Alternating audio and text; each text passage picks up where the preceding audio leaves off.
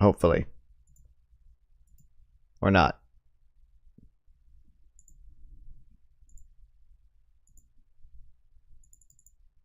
Okay, wait.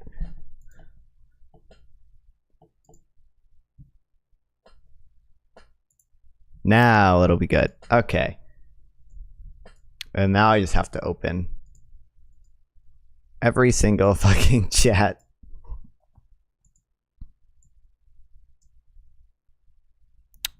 I'm not streaming. I'll activate it in case I do, I guess. But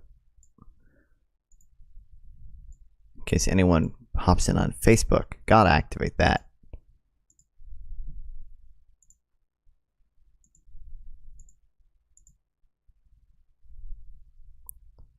Trovo, for all my lovely Trovo viewers who are real people. D-Live, for all the D-Live viewers, which are real and not in my imagination. Okay.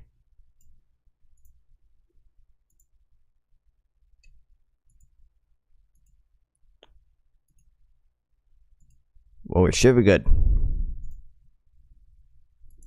I'll test it just real quick, but yeah, we're good. Well, at least for Twitch, but how is this still not working?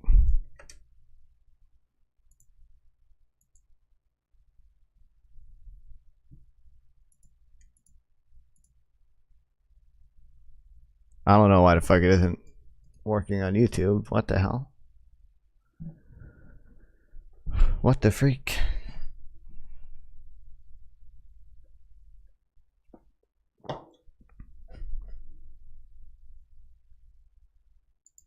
Oh.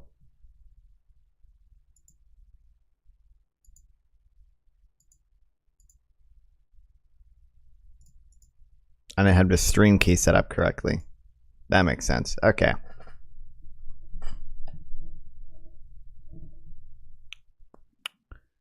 There we go.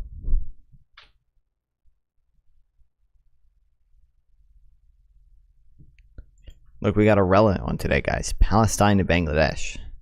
Pretty sure I'm going to need Jordan and then Iraq, Iran. What? Oh, wait, Iran. And then Pakistan, India. Hell yeah, easy. I'm good at, oh, Botrix has correctly joined a channel. Oh, thank God. Oh wait, I didn't set up my thing correctly. The new chat, the new layout. I don't think that's the right chat in it, but you know what, whatever. We can deal with that later.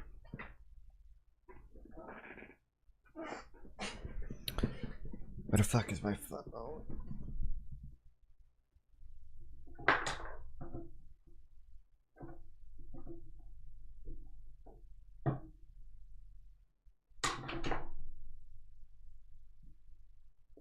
Okay, that's fine.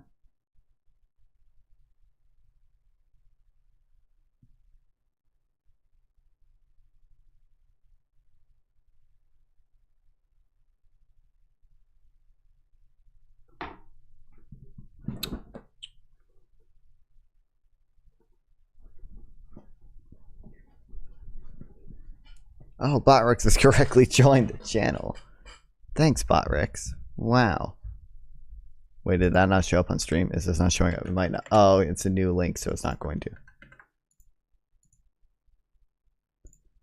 Hold on.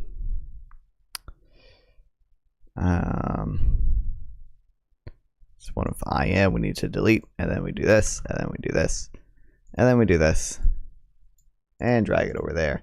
And now it works.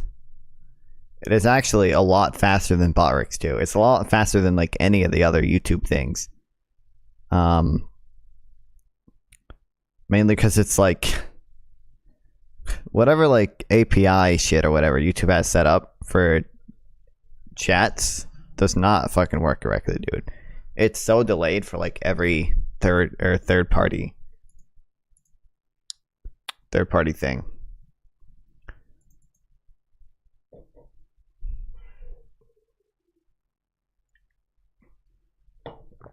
And by the way, eventually I want to stop streaming on Facebook and start streaming on Rumble.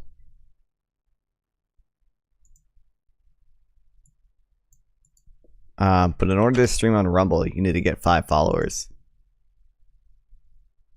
Which is kind of stupid, but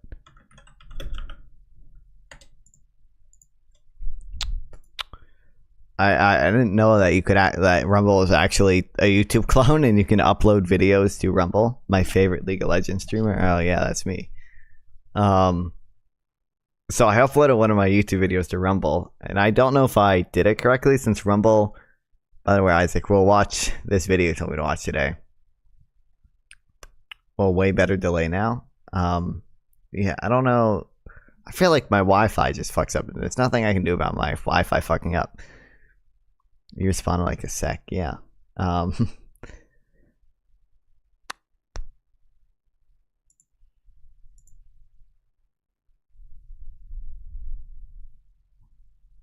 do I videos? All videos. Used to be like 5, sick. It has no views yet, damn.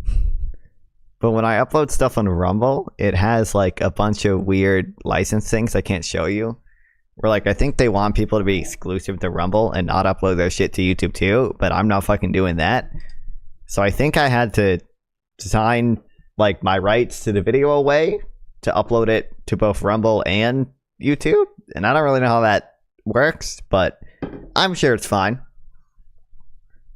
I'm sure nothing ever bad could happen. Hi, I love this stream. I just got done playing Disco Asylum. What a fantastic game. I'm so glad that it's available on stream. Yeah. Slovakia, Lithuania, without going through Poland. Well, you do Russia. I agree. Thanks, Poland. Slovakia? I don't. So, would I do Turkey, Bulgaria, Romania?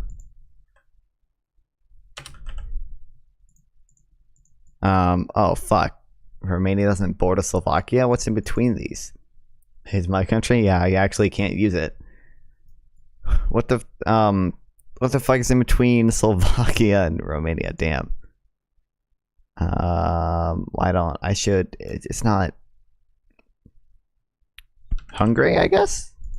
Yeah, there we go, Hungary. Okay. And then I just need Latvia here, right? What? They're connected. Oh, Georgia. There we go. Perfect. Wow. Look at that. What do you mean? Success you got. It's 7 get the shortest solution is 7 guesses. What do you mean? Okay, whatever. What's the difference between plus 0 and perfect? Fuck this stupid. I didn't stream yesterday, and I haven't been streaming a ton.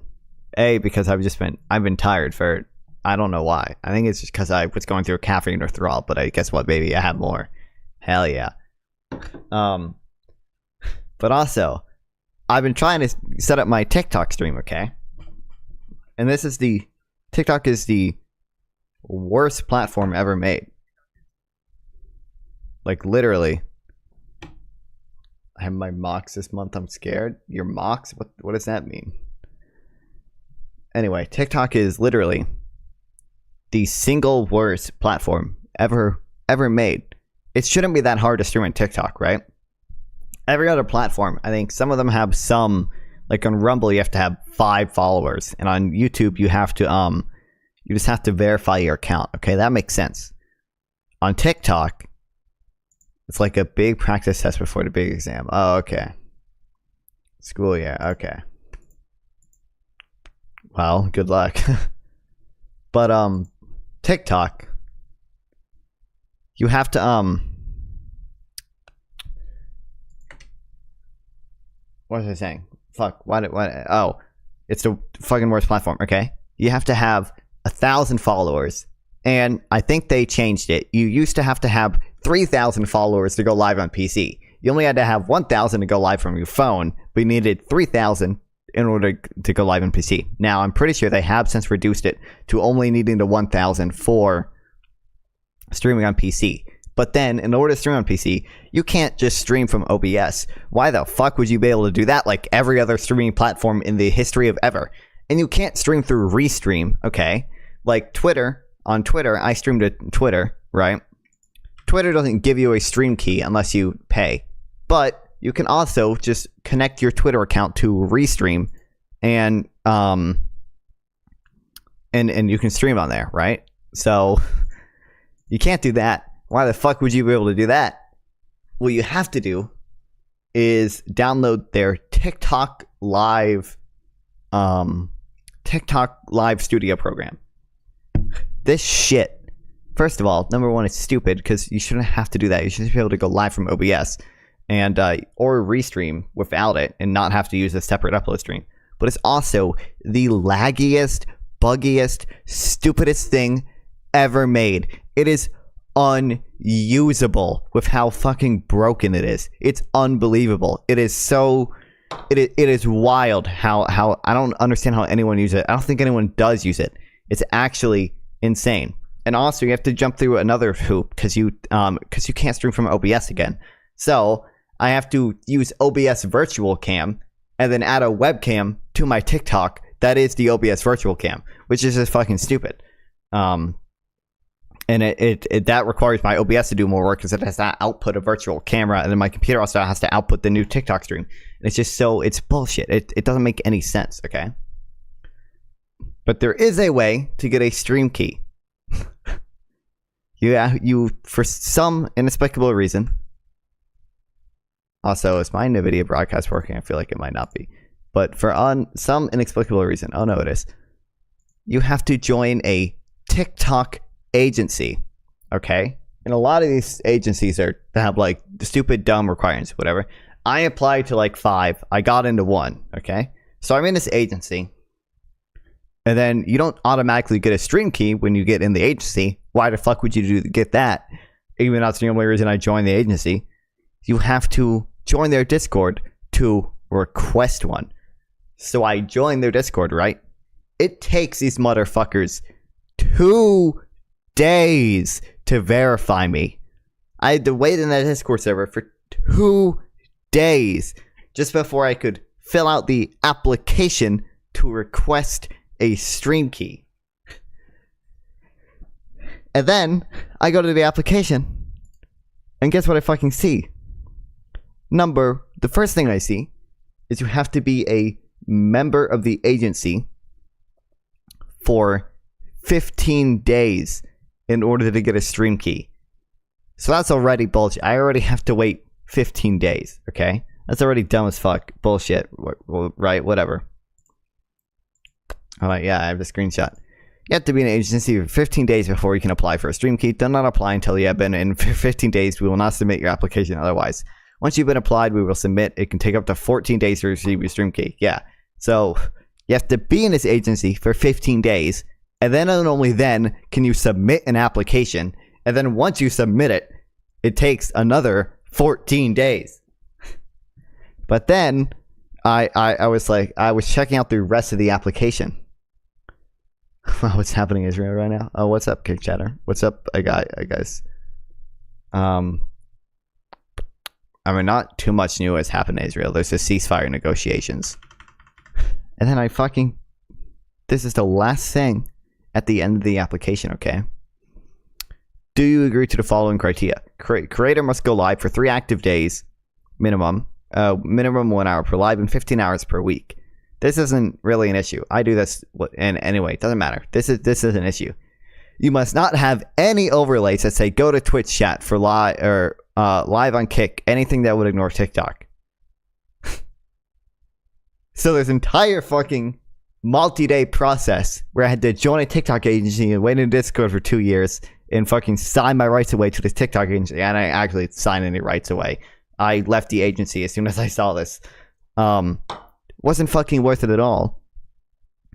because I can't have my overlay. You can see, like, on my vertical thing, I have the overlay horizontal on, and it has my YouTube, Twitch, and Kick. So the whole fucking thing was worthless. It was all it was worth it. I don't know if this is just a requirement this agency has or if it's a requirement all agencies have. But apparently you don't get to fucking know until you join the agency and jump through 5 hoops just to get to this step. So, long story short, that's why I stream to YouTube Shorts and Instagram, because I can't stream to TikTok. Does God exist? I'm an atheist. I don't know. I would lean towards no, but anyway, that's my TikTok rant. Now, what does it feel like to be an atheist? I don't know. I don't know what that question means. It feels like being a pretty normal person. It feels like, probably, I'm assuming you're a theist. It feels like what you feel like, except I don't hold beliefs on bad evidence.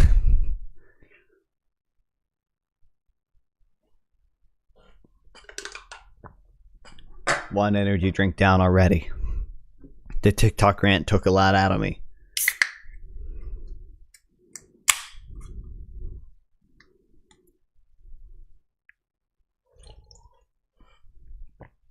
Bullshit fucking platform, dude.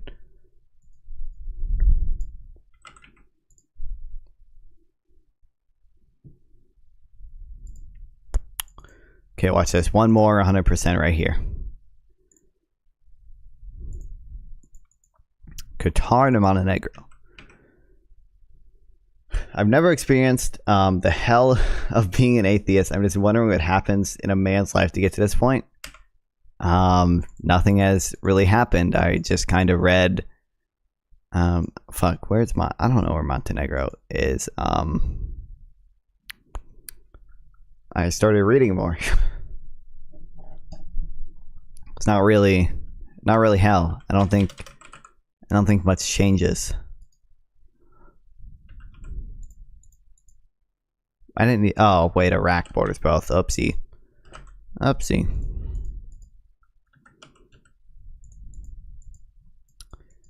Does it border Romania? Nope. Serbia, okay.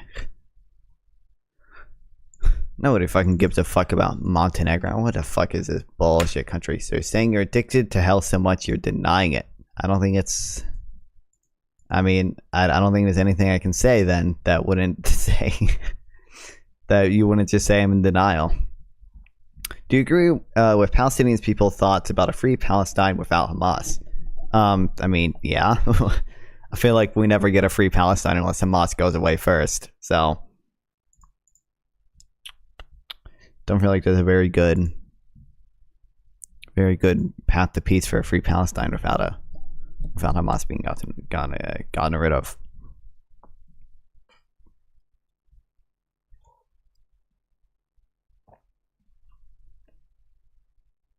Hold on, maybe my NVIDIA broadcast isn't working, because I see it looks like this back, but maybe it's just too low or something. But there we go. It wasn't working. It was lying to me. Okay.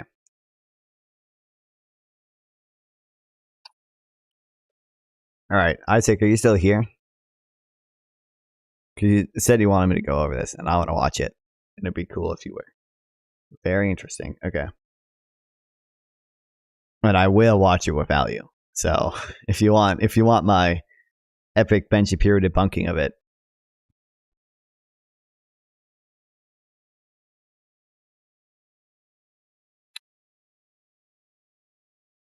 Also, I gotta turn my sub goal back. Still love you from my heart, even if you're living in hell. Thanks. I guess I'm living in hell. Okay, awesome.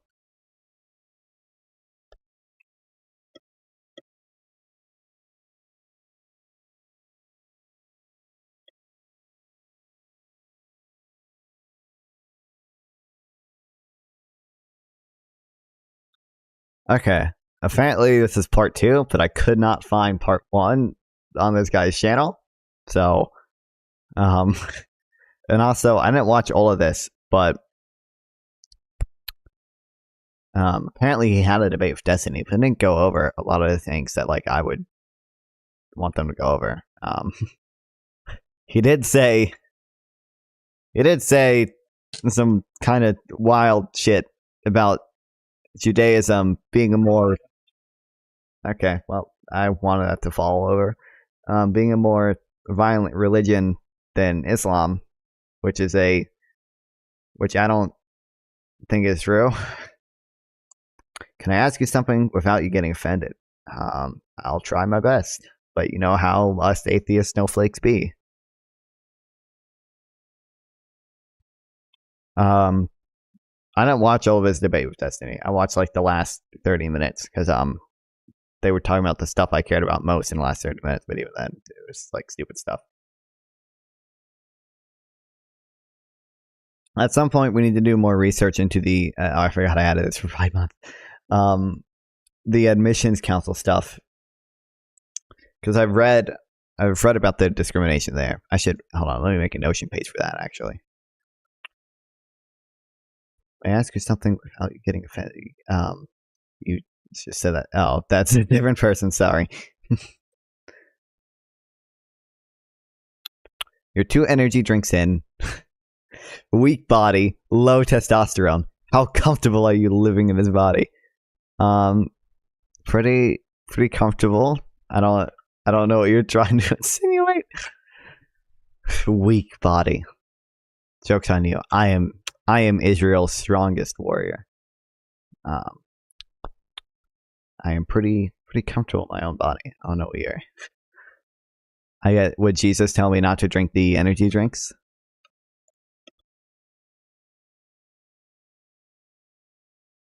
It's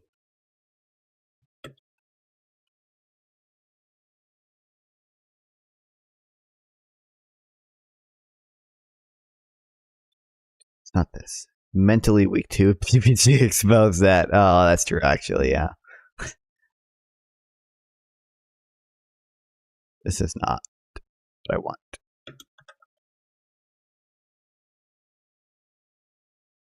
This isn't. I'm not going to be able to. Oh, I thought this was in Hebrew. It's not Hebrew. What the fuck? Legal Center for Arab Minority Rights in Israel. Okay. This has nothing to do with religion. How can you as a man be comfortable in a woman's body? True. A woman's body.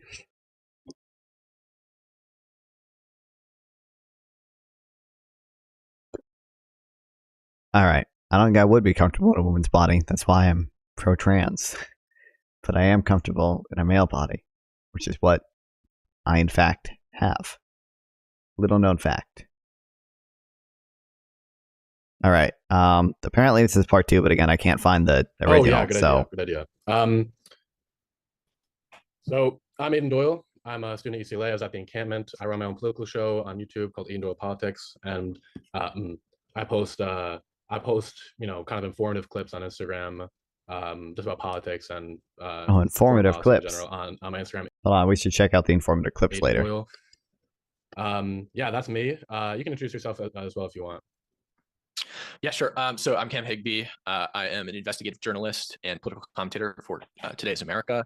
I've been doing this for 6 years, probably. I've been debating for a long time. I've been researching this issue in particular, the Israel-Palestine conflict, for about 4 years.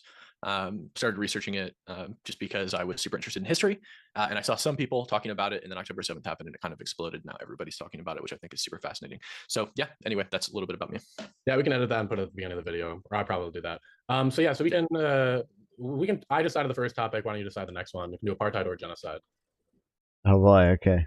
Yeah, I mean, we can go with genocide. You can feel free to take it away if you want. Like, give your definition of genocide, make your case for why you think it's genocide and stuff like that. I'll just take right. So the deliberate killing of a race, an ethnic group, or a nation with the intent on killing a part or all of that group, or a significant part or all of that group. And so, if you want to argue, well, it has to be specific intent. Deliberate is not necessarily enough. that this constitutes a genocide, that Swords of Iron constitutes a genocide, you have to demonstrate that there's intent, and you have to demonstrate that they're targeted. Wait, Swords of Iron was the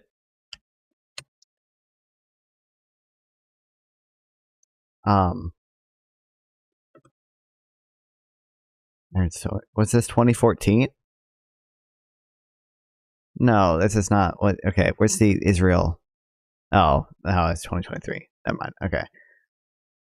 You could easily change your diet and lifestyle, work out 20 times, 20x your life in a year. I'm amazed your decision to live in this body without changing it. Wow, man. I mean, I don't like work out, but I go on like at least a 2-mile walk every day. I feel like my diet is not really that bad. Okay. Getting a certain group. Now, what I'll say first of all is that there is no implicit hatred of Israelis towards Palestinians. If you go back, if you were to have changed the location of Israel, which is obviously impossible, and we'll get to why that's impossible, then wait, you mean there's no Israeli hatred of Palestinians? There's no Palestinian hatred of Jews? No, there's no implicit hatred of Israelis it's all explicit. Haven't you seen there's no implicit hatred. So what I mean when I say that is that Knesset members, Catholics living, white Catholics or Irish Catholics living in Palestine, I guess it'd be called Palestinians, but that there are Irish white Catholics living in Palestine, and Israel, everything did everything the same, and they colonized the land of Palestine, then they would have probably the same feelings towards Palestinians. Why that's not relevant is because there doesn't need to be any sort of ancient or religious hatred of any certain group for it to classify as. He never even brought that up. But okay. And so why is Swords of Iron genocide? Well, is there an intent? So if you go back to the roots of the mainstream Zionist movement, and if you actually feel like we don't need to go back that far to establish if there's intent or not, but okay, continue. The revisionist Zionist movement, both very important and both very important ideologies that we have to contend with when we're thinking about Zionism. Both Theodore Herzl not only did he refer to it as a colonial movement, but he also stated that we'd have to move the Arabs out of Palestine and move them to other countries. Now, it's obviously more accurate to call them Palestinians, but this is how Herzl himself referred to Palestinians as. He called them Arabs. He said we have to move them out, and we have to make sure that there is a Jewish majority in Palestine. Next, you can move to the most important revisionist thinker, which was Jabotinsky, who took an even harder line, saying that we basically have to be completely neglectful towards the Palestinians and force them out completely, regardless of any resistance. And he said there's going to have to be completely involuntary. He actually acknowledged this in his paper, The Iron Wall. Too much energy is contagious. Thanks, Trovoviewer. Thanks, if we move forward to David Ben-Gurion, the first prime minister of Israel, we see that his rhetoric was completely was full of intent for removing the Palestinians from the land and expanding Israel as much as possible. In fact, he said that's a different thing than genocide. And also, again, I don't like, why are we talking about this now when we're trying to prove whether or not the current operation is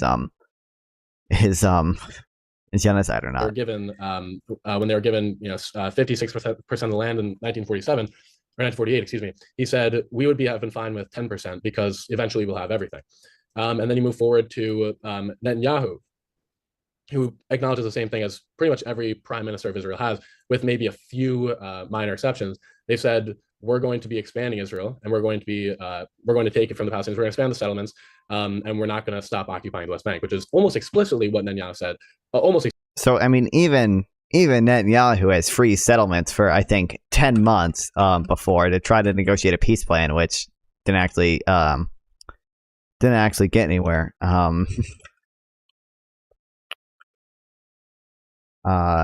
Maybe we're sending a bad phrase or something. But also, these are wildly different states. Saying like Israel is expansionist, like, okay, that's fine. Like, obviously, land has always been pretty important to Zionism. Going from that to genocide is a bit of a leap. Basically what Netanyahu said with regard to the Oslo Accords. So there is clearly intent, at the very least, to expand Israel. And certainly ethnically cleanse Israel or Greater Israel of all Palestinians.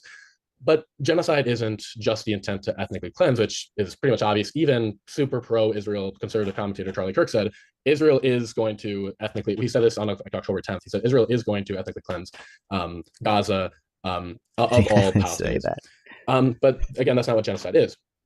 But genocide, where genocide comes into play, is that it has become clearer and clearer to Israel that it is impossible to create some sort of Also, I hate this term ethnic cleansing because it's not actually like a well-defined term anywhere. Yeah,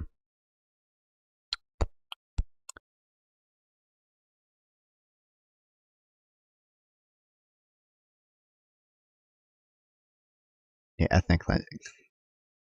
Ethnic cleansing has not been recognized as an independent crime under international law, and there is no precise definition or concept.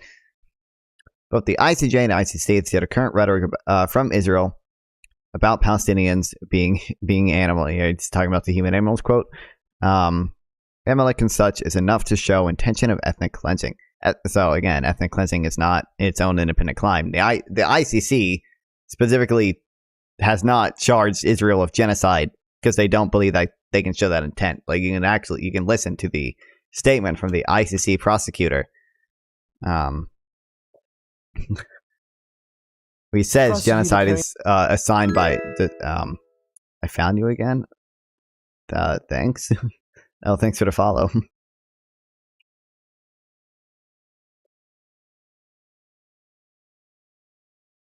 But yeah, even the prosecutor himself for the ICC.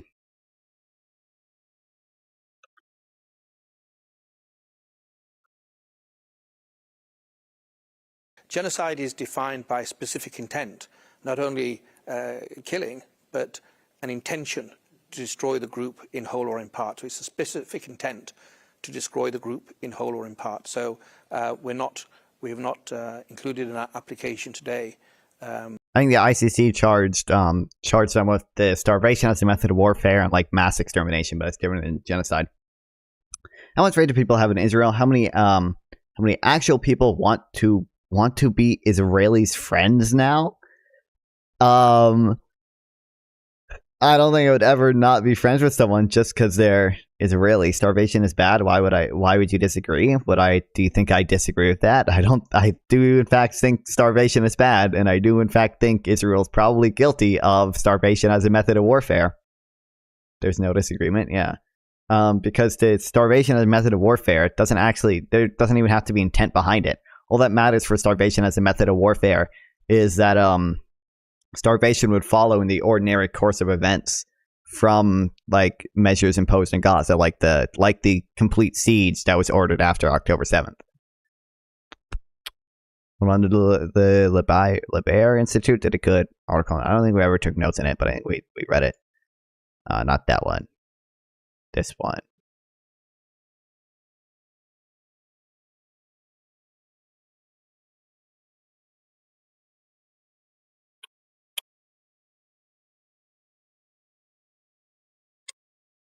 Did aid or not? True. Oh, yeah. Does Hamas steal aid or not? You've seen settlers attack aid convoys. I've seen that. Yeah, so despicable. I agree. I don't hear enough pro-Israel folks condemn that. I condemn it. Yeah.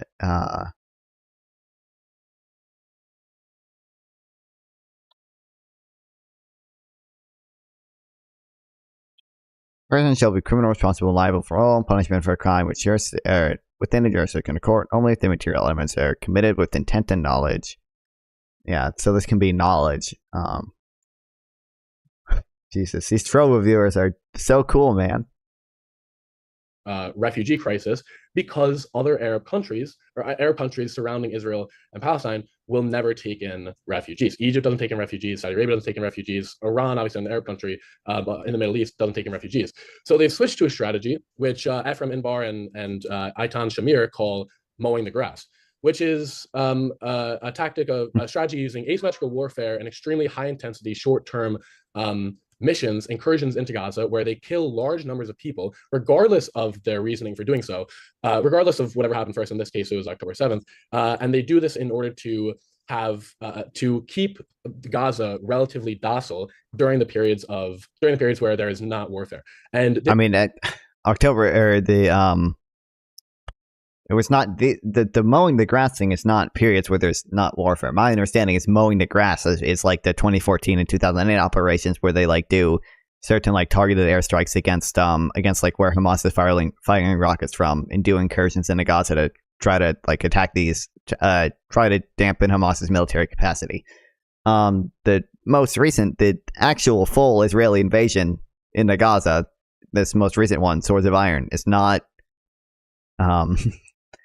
it's not mowing the grass. This is trying to get rid of Hamas entirely. This is a tactic not done with peace in mind, but with the idea that Hamas is essentially intractable and unremovable, and that they will never remove Hamas, and therefore the best way that they can deal with the Hamas and the Gaza question is to have short-term, high-intensity, large. I have never heard anyone have that impression of Israel. I don't live in America, though. Most people don't actually like Israel here. Well, there are plenty of people who don't like Israel in America, but okay. Large death count incursions into Gaza that will essentially intimidate or scare Hamas into not attacking them for a long period of time. And so the reason this constitutes genocide is because you have if he literally is stating that the intent is to not have Hamas attack Israel, then that can't possibly be genocide. He literally just stated the intent of it is to I mean, maybe he's gonna say that he thinks Israel's lying or something, but he literally just said high intensity, large death count incursions into Gaza that will essentially intimidate or scare Hamas into not attacking them for a long period. If he's saying that this is the intent behind it, that it can't be genocide because these are two different intents. Of them acknowledge that not only powerful figures in Israel, certainly right now in Netanyahu and his coalition, and you have the We're not allowed to deny food and water. I agree. Actual ideological, most influential.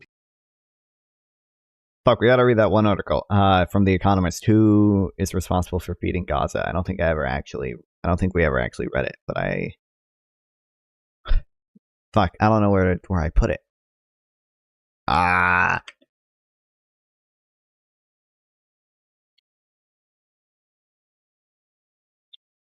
read this at one point.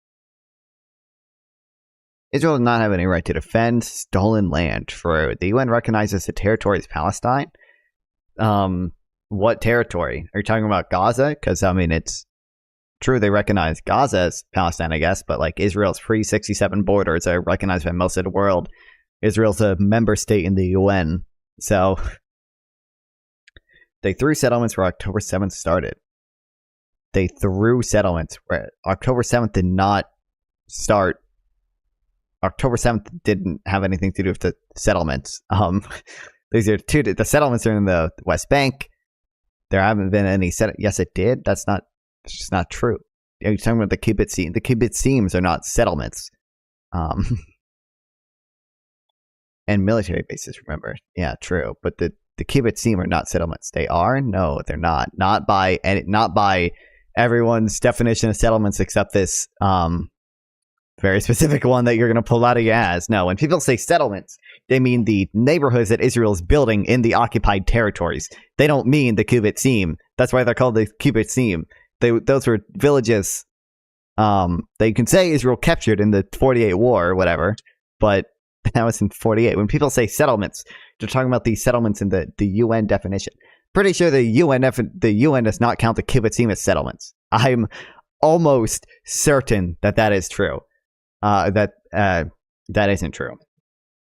Because the kibbutzim are not an occupied territory. The settlements are built in occupied territories. The kibbutzim are in Israeli territory. People in Zionism ideologically, both of them acknowledge that not only do you have to have a Jewish majority state, but in order to do so, you have to ethnically cleanse the region of Palestinians. At this point, it's just like, it's kind of true. Eventually I'll read the Benny Morris as to, didn't they open a new kibbutzim in Gaza? Right, what do you mean? In 2005, they had settlements. Israel had settlements, actual settlements in Gaza until 2005. Peter said he will debate you again, and you will cry again. I don't think I cried. Now 2024. No, I'm pretty sure they didn't do that. I'm pretty sure there were actually people who tried to do that. And the Israeli military stopped them. There were like far right extremists that actually tried to fucking go into the Gaza Strip, and Israel had to stop them from doing that. But no, they had settlements in 2005, and then in 2005, after the Second Intifada, they withdrew those settlements. Yeah. Please debate PPG just for fun. I don't think he debates well. It would be funny. If PPG DMs me, I will debate him. Okay? This all he has to do is actually DM me and say, want to debate at this time. I just can't debate him when I'm on Twitch, okay? I'm streaming on Twitch right now, and I'm not going to debate him on Twitch because I have to end my Twitch stream, and it'd be fucking dumb, okay? That's very fair. If PPG wants to DM me, I stream everywhere else, so I can just stop. I can just set up his stream to not stream on Twitch and stream everywhere else, and I can debate him then. But I just thought it was a great idea. I've debated PPG before too. I'm perfectly willing to debate PPG on whatever he wants to talk about. Yeah. I stream to so many other platforms. I just can't do it when I'm streaming on Twitch. I streamed a fucking D Live, bro. In Twitter and Facebook. His debate style is so strange. I mean, I haven't seen any of his debates. I've just talked to him once. I've just debated him once, I guess. But do you stream on MySpace though? Dude, if I could stream on MySpace, I fucking would. Eventually, I'm gonna stop streaming on Facebook once I get 5 Rumble followers, guys. Guys, everyone check out my Rumble.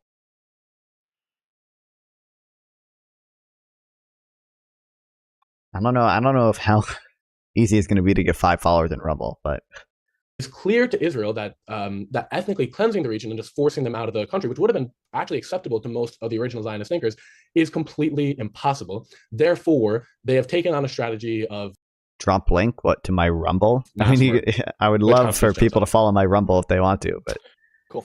Okay, so first of all, bro, this guy didn't fucking wait. How do I just fucking go to my channel on Rumble? My content. What the fuck?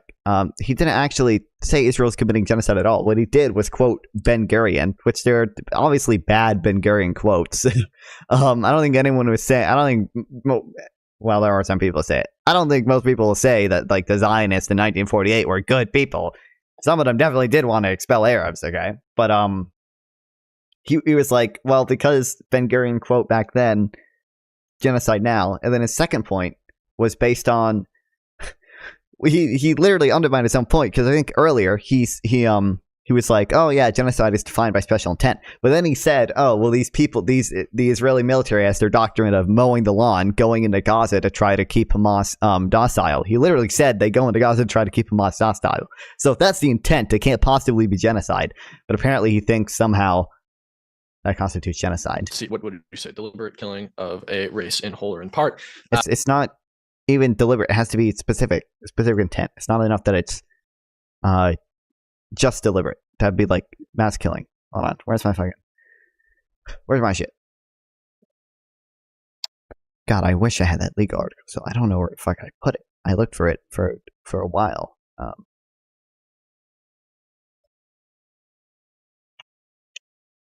Specific and deliberate.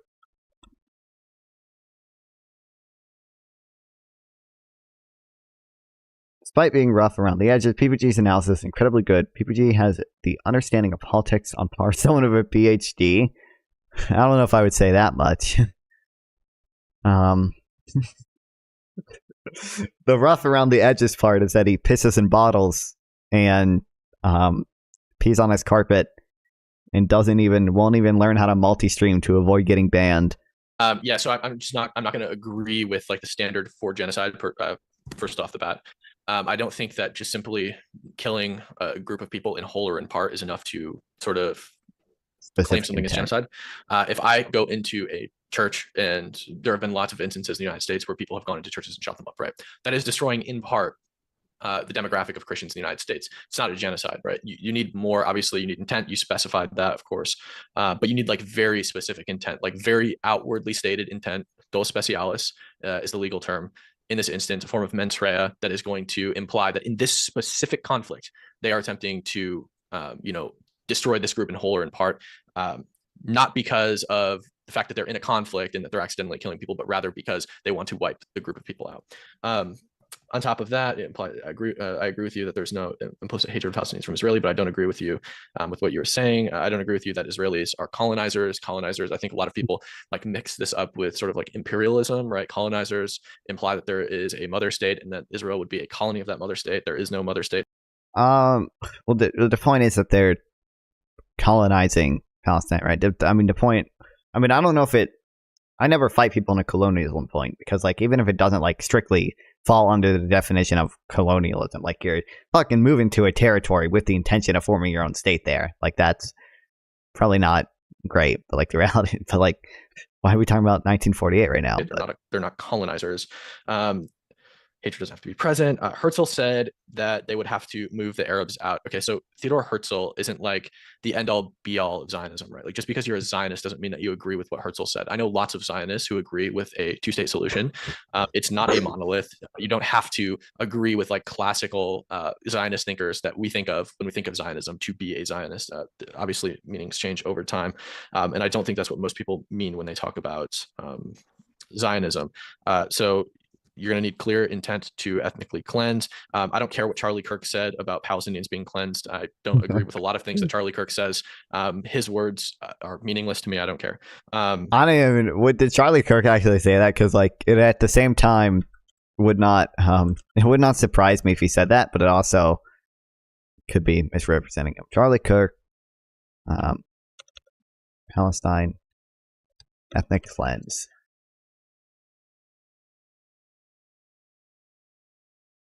Oh, wait.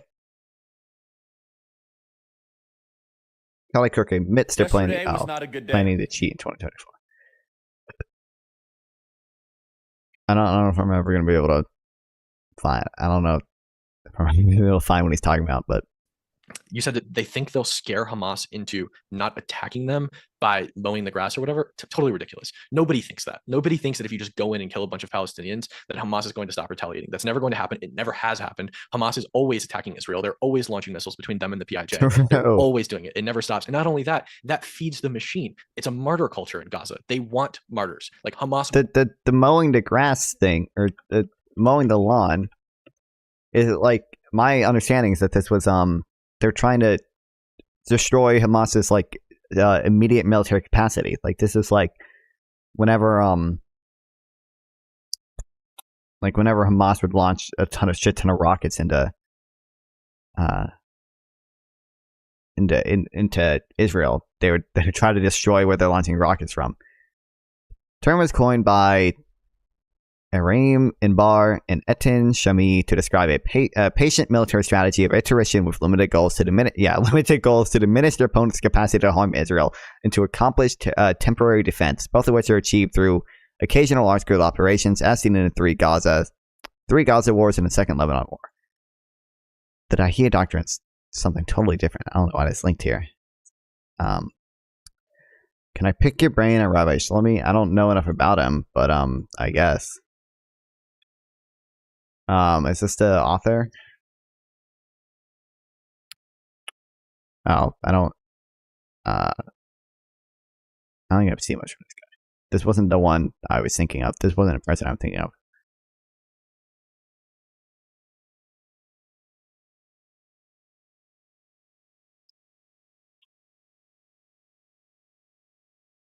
I don't know much about him. I'm thinking of I thought you were talking about that guy. He sells sex toys with his daughters. He argued with Alex Jones. Candace Owens based. What the fuck? Okay. I don't know if I care about him that much, but wants people to die for the cause. That is exactly what Hamas wants. That would never, no strategist ever would think that's a good idea to keep Palestinians docile. It's just going to feed their resistance movement. I don't think that it's a genocide because I think that there has been clear intent to protect the lives of civilians through door knocking, the dropping of leaflets, mass phone calls, mass text messages, evacuation plans, et cetera, where people are moved to places that are largely safe. Obviously, nowhere is clearly it's a genocide in slow motion. Safe during a war, especially in a place so small. Not only that, I don't necessarily. Well, hold on.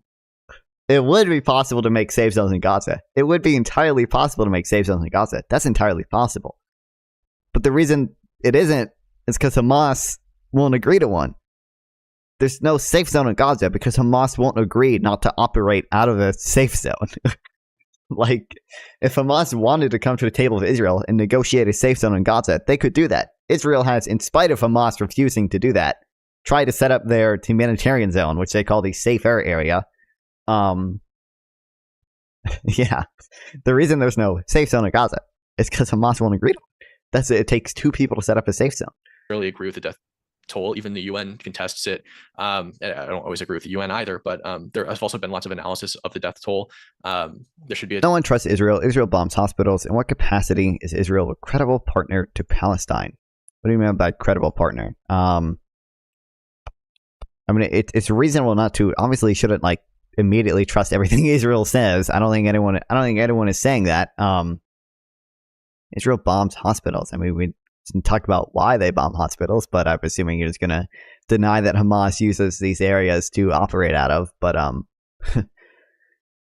I feel like to some extent the current Israeli government isn't a very credible partner for peace, right? But it seems like whenever there's been a like genuine like peaceful movement for peace with Israel, Israel is a democracy and it responds to civilian pressure, and Israel's had to contend with the fact that there is a genuine peaceful movement, and they could achieve peace if they just negotiate with these people who aren't attacking them nonstop. Like that's why they got peace with Egypt. Yeah. At the end of the day, Israel's a democracy. It has the capacity for change. I'm assuming you're going to reject the democracy part, but Israel has a capacity for change in a way that Hamas doesn't. Israel hosts its criticism in a way that Hamas doesn't. Israel has its has B'Tselem, it has Haaretz, it has left-wing parties, it has the Arab Party in the Knesset. It hosts its own criticism and it has the capacity for change. Whereas like Hamas doesn't really have that. Even the PA doesn't really have that. They don't hold elections. I'm assuming. I don't know how good press freedom is in a PA, but direct correlation between the deaths of women and children, but there isn't. There is no correlation. There always should be. It'd be statistically impossible to indiscriminately bomb a place and not have. Why does Israel let settlers attack Palestinians while standing idle? I feel like there's a couple of reasons behind it. Number one, I think it's important to say, like, as a matter of official policy, technically they're not supposed to do that. Like, their policy is not to do that, right? Which, to some extent, does matter under international law. Okay, because that makes it like different crime. I feel like the reason they do that is mostly because a lot of the population is radicalized. I feel like that's usually the reason behind it. It's because these IDF soldiers are in some way radicalized, right? But like, we always make excuses for why Palestinians are radicalized, but then we never apply the same excuses for why Israelis are radicalized. Like, you can say Palestinians are radicalized because they live under occupation, or they live under the blockade and they can't eat cookies or whatever. But then we never apply like the same excuse to Israel and say, oh, well, the Israelis are probably radicalized because they've had rocket attacks against them for 20 years. And they've had to do multiple incursions into the West Bank to try to get rid of these terrorist organizations that operate out of there. Like, we never seem to apply these things. But like, I would never I think Israel has a serious problem with settler violence and not prosecuting IDF members who commit crimes, right? Like, there's plenty of examples of like IDF members who will commit murder, right? And it either doesn't get investigated or doesn't get properly prosecuted, or even when they do get convicted, half the country will call for them to be pardoned and they never end up serving their full sentence. I think that's a major problem with Israel. But again, at least Israel hosts its own criticism. Israel has Haaretz, which support in this, and has the capacity for change, whereas Hamas doesn't. The other side doesn't here. A correlation between the deaths of women and children when they're both present in the region. There should be a direct correlation between the deaths of women and men, but there isn't. There's a negative correlation. The death toll rises almost every single day with direct metronomic linearity, 270 people, give or take 15%. Some days it should be twice or more the average, and some days it should be half or less, but it's not. It goes up in a straight line, which is statistically impossible. On top of that, the Gaza Health Ministry, the one who's reporting all of these numbers, also doesn't discern whether or not the people killed are militants. They don't tell you what percentage of the people killed or what number of the people killed are militants. But the political wing of Hamas has given numbers for militants, and those numbers for militant deaths. Well, they also the death toll from Gaza is also just death toll from anything. It's not like people who died during this current conflict because of the war. It's people who died of natural causes. It's people who died by Hamas's own hands. Because like, when Hamas launches rockets, some of them will fall back into the Gaza Strip, and some of them will kill Palestinians there. Hamas will kill the political opponents there. It's hard to find a good guy in a massive violence. Who's the good guy? True. Do you support Ukraine carrying out the genocide against Russian soldiers? I don't think you can really commit genocide against soldiers. Trying to take back their historic homeland and occupying Ukraine from occupying Ukrainian Nazis. All UN observers say Israel is doing the civilian bombing. What do you mean doing the civilian bombing? Line up almost exactly. Do we acknowledge that Hamas operates out of these civilian areas? Or? The total number of men killed in Gaza reported by the Gaza Health Ministry, which means somehow Israel just isn't killing any non-combatant men. Almost no non-combatant men have died in Gaza, which is, again, statistically impossible. And that's why there's no direct correlation between the deaths of women and men, or actually a negative correlation, because according to their numbers, they're just not killing men. So it doesn't make any sense. The Washington Institute also did another study on this and found that it was very, very, very unlikely that the numbers are accurately reported. Specifically, the numbers might... Fuck, the Washington Institute? Is that like... Is that a U.S. State Department? I recognize, like the UN, that Hamas has the legal right to self-defense. I don't think the UN recognizes Hamas has the legal right to self-defense, because in order to have a legal right to self-defense with the UN, you have to be a state, right? You have to. I think you have to be a state.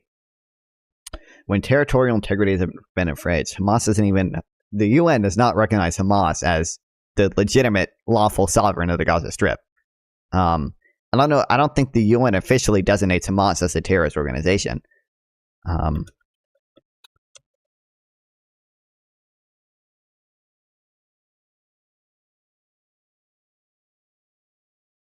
we should look into this.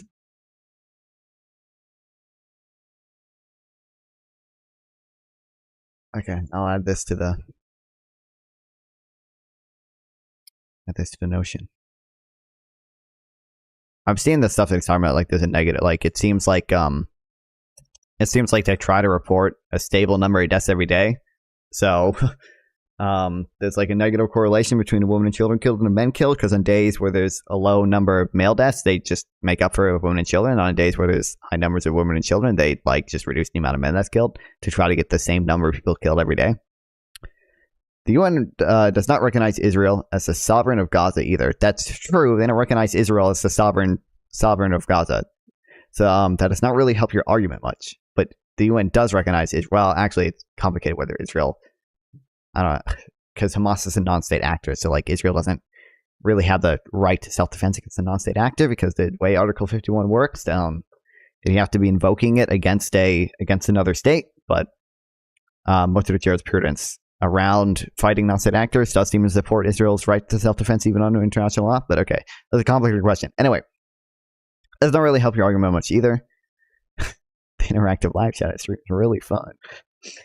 The Palestinian resistance includes Hamas, but is not limited to it. True. The Palestinian resistance. Also, there is no self-defense to self-defense. Like, I would say the blockade is enacted in self-defense. You don't really get to self-defense against self-defense.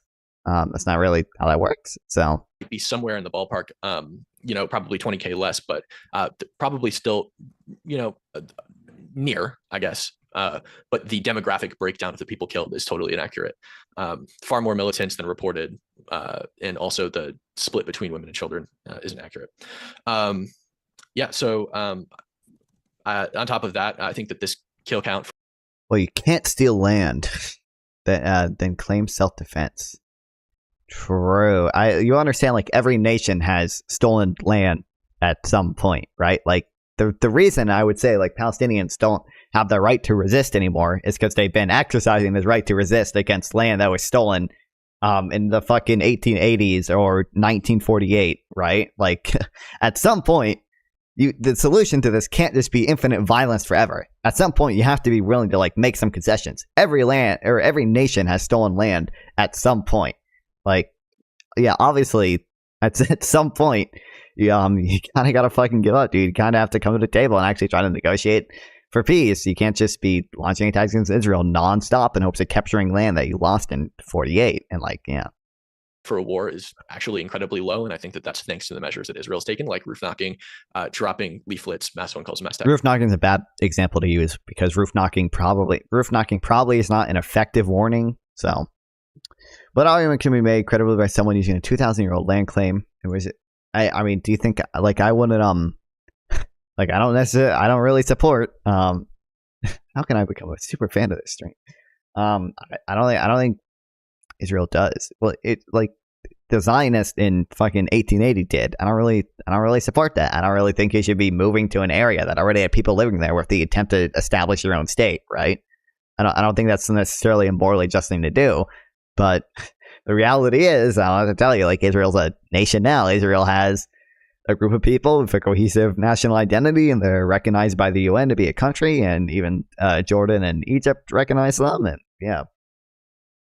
Text messages, incredibly low to other armed conflicts, especially this duration. When Russia invaded Ukraine, 25,000 people were killed in the first 30 days of the Mariupol invasion in a city with a population of Israel's temporary, Palestine is eternal. True. 400,000 people, as compared to what, like 2.5 million people living in a much smaller area in Gaza. There should be way more people killed, but there isn't, even by the highest estimates. Even if we accept the Hamas numbers, which are obviously inaccurate, even if we accept them, it's still incredibly low compared to other conflicts. So yeah, and it should be much higher because the population is so dense. People die in wars. People dying in wars does not constitute a genocide. I think that you can't say that America committed a genocide in Afghanistan because civilians died. You can't say that. I'm trying. Oh man, what the fuck? To be a man in such times is to be one amongst untold billions. It is to live in the cruelest and most bloody regime imaginable. These are the tales of those times. Forget the power. What fucking coffee pasta is this, bro? Kind of trying to think of like other wars. Like, you can't say America committed a genocide against Nazi Germany because people died there, right? It's an armed conflict. People die in wars. Unfortunately, civilians die in wars. I am in favor of minimizing those civilian deaths as much as physically possible, and I think that Israel has done that. Created a death toll in the most densely populated place on planet Earth that is like incomparable to most other armed conflicts that have happened. So yeah, go ahead. Okay, there's a lot to respond to there. So I guess the first thing I want to say is that the numbers are higher in other conflicts, therefore doesn't constitute a genocide. Well, the definition of genocide is not that the numbers have to be above a certain threshold, or that they have to be, they have to be 1 million or 2 million. The threshold for genocide is if there's an intent, and actually, as I said, intent. But he's pointing to the fact that like you kind of have to infer intent from these things, and like if Israel had the specific intent to destroy the Palestinian people in whole or in part, you would expect from that intent for like the number of civilian casualties to be much higher than it is. To kill us all or a significant part of a race, ethnic group, or nation. And so when you say, for example, going into a church and killing a bunch of Christians is not a genocide, well, first of all, trying to kill a part of an ethnic group, 5 or 6 people killed in a church doesn't really constitute a part of an ethnic group, at least in any meaningful sense. Of course it does. It's 5 people that belong to that ethnic group. Of course it's a part of that ethnic group. Those people are a part of it, even if a small one. Right. Like I said, that's my whole point. In any meaningful sense. So going to, of course it's a meaningful sense. They're human lives, right? Like of course it's a meaningful sense. But that was what you. Well, I don't really know. Like you can have genocidal intentions if you did that, right? Like if you actually fucking hate Christians and want them all to be dead, you could have genocidal intent when you do this attack. Like the intent is what matters here. So just highlighted is exactly the point that I made, is that you said because that group of people are so small, it doesn't constitute a genocide because there were so few of them. They're not significant to the whole group because there were so few of them. They're less than 1%, right? Just like Gaza. And I think that what Israel has done has you said that they need intent to destroy an ethnic group. I think what Israel has done with the warnings and the evacuation plans illustrates an intent to do the exact opposite you're claiming they're doing, to prevent and minimize civilian casualties. And not only that, Palestinian, it's not an ethnic group. Palestinian is not a race or ethnicity. It's a nationality. And Arabs living in Israel that take up 21% of the entire population are ethnically identical to Palestinians. There's no ethnic, genetic, or racial difference between those two groups of people. Except one group are Arab Israelis and Palestinians. They are the same people, except one group decided to forfeit their citizenship to the PA or Hamas and become Israeli citizens, or whatever group was in charge at the time that they or their families became citizens of Israel, and they enjoy full rights in Israel. They serve in the Knesset, they vote for who's going to be in office, they serve on the Supreme Court, they're productive members of society, they have jobs, they live in nice houses, and they do whatever they want in Israel within the law. To say that Israel wants to like kill all the Arabs living in Gaza is just total BS. Or they would have killed all the people living in their own country. What do you first. mean? What am I doing? No. So actually, the goal of Zionism is not to kill all the Arabs or kill all the Palestinians or even ethnically cleanse all the Palestinians. The goal is a Jewish majority state. And so when you take that in mind, well, it's perfectly feasible that you could have 2 million Palestinians or even 3 million Palestinians, certainly no more than that, living in. I don't know, like, if we're talking about what genocide, like, I don't really know why we have to talk about what like the goal of Zionism is. that's contentious even amongst Zionists. But I don't think that's super relevant to whether or not. I don't think the overarching goal of genocide is super relevant to whether or not there's an ongoing genocide in the Gaza Strip.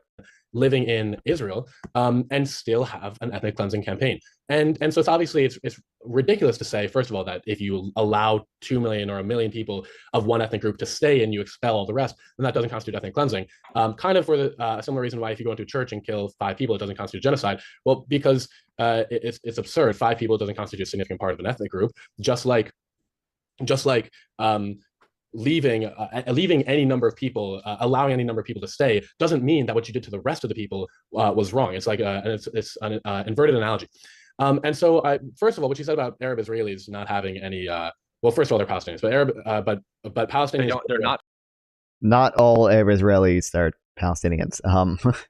They might not have genetic differences. I don't know what fucking. I hate doing this genetic shit. Like, I don't think it actually matters whether like Jordanians and Palestinians are the same ethnicity or whatever. But I never like doing these arguments. But NGO monitor human rights apartheid report.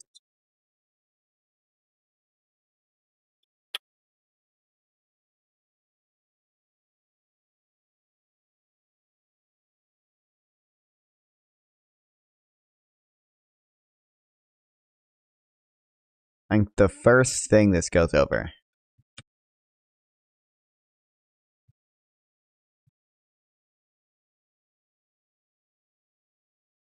Error 1. Human Rights Watch calls Arab Israelis Palestinian, even though a small minority identifies such. The first error may appear minor, but Human Rights Watch falsification here is a keystone of its apartheid thesis. Human Rights Watch, like other anti-Israel groups, this is NGO monitors a pretty pro-Israel group, so just take note of that, obviously. Consistently and deliberately refuse to acknowledge that the vast majority of the 2 million Arab citizens of Israel do not consider themselves Palestinians. This is one of several fatal flaws of the report, as Human Rights Watch deliberately erases Arab Israeli identity by fabricating the notion that Arab citizens of Israel see themselves as Palestinians. Human Rights Watch 217-page report does use the term Arab Israeli, does not use the term Arab Israeli even once, despite referring to Arabs living inside Israel throughout the document. Human Rights Watch claims that Jewish Israelis and Palestinians are regarded as a separate identity group that fall within the broad understanding of racial group under international human rights law. However, a 2020 poll showed that only 7% of Arabs in Israel self-identify as Palestinian, 51% said Arab Israeli, 23% Israeli, 15% Arab, and 4% no, or 4% other no answer. Yeah. Palestinians. It's a nationality, and they don't have Palestinian nationality. They have Israeli nationality. No, Palestinian is an ethnicity. Actually, it's not an ethnicity. It's not an ethnicity. No, it was invented by Yasser Arafat in the 1960s. It's not an ethnicity. No, it objectively is not an ethnicity. Palestinian objectively is. I don't know. Fuck. There was one thing I saw, like, I thought it's a little relevant for international law, I guess, because the genocide part mentions ethnicity, right? But like, I don't really give a fuck. What matters is that there is, at the end of the day, there is a whether it's an ethnicity or not, there's like a somewhat cohesive national identity of people like living in the same area that all identify as Palestinian and identify with the other people living in the occupied territories as having like a nation. Like I don't really care about the ethnicity.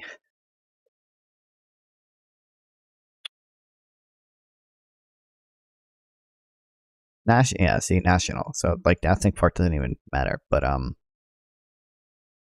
pretty sure Jordan versus Palestine ethnicity.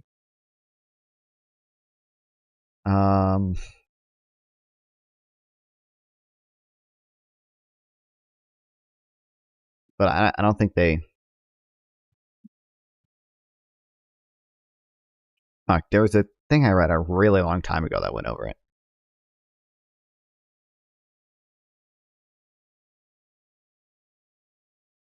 But I don't know.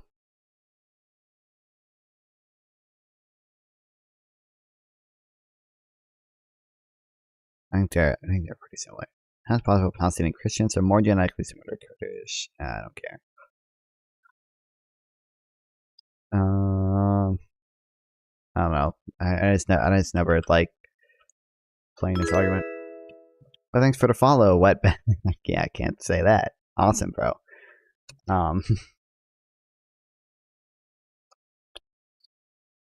Man, you should start streaming it on Trovo, Isaac. Are you still here? Trovo is the best fucking place, dude.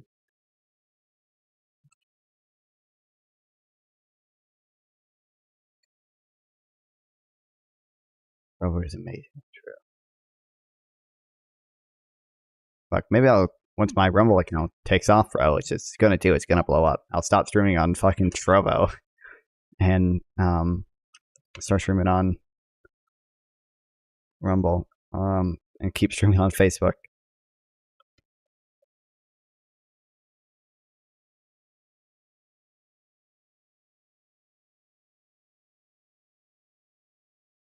There's a graph I'm looking for, but I don't know. I don't know.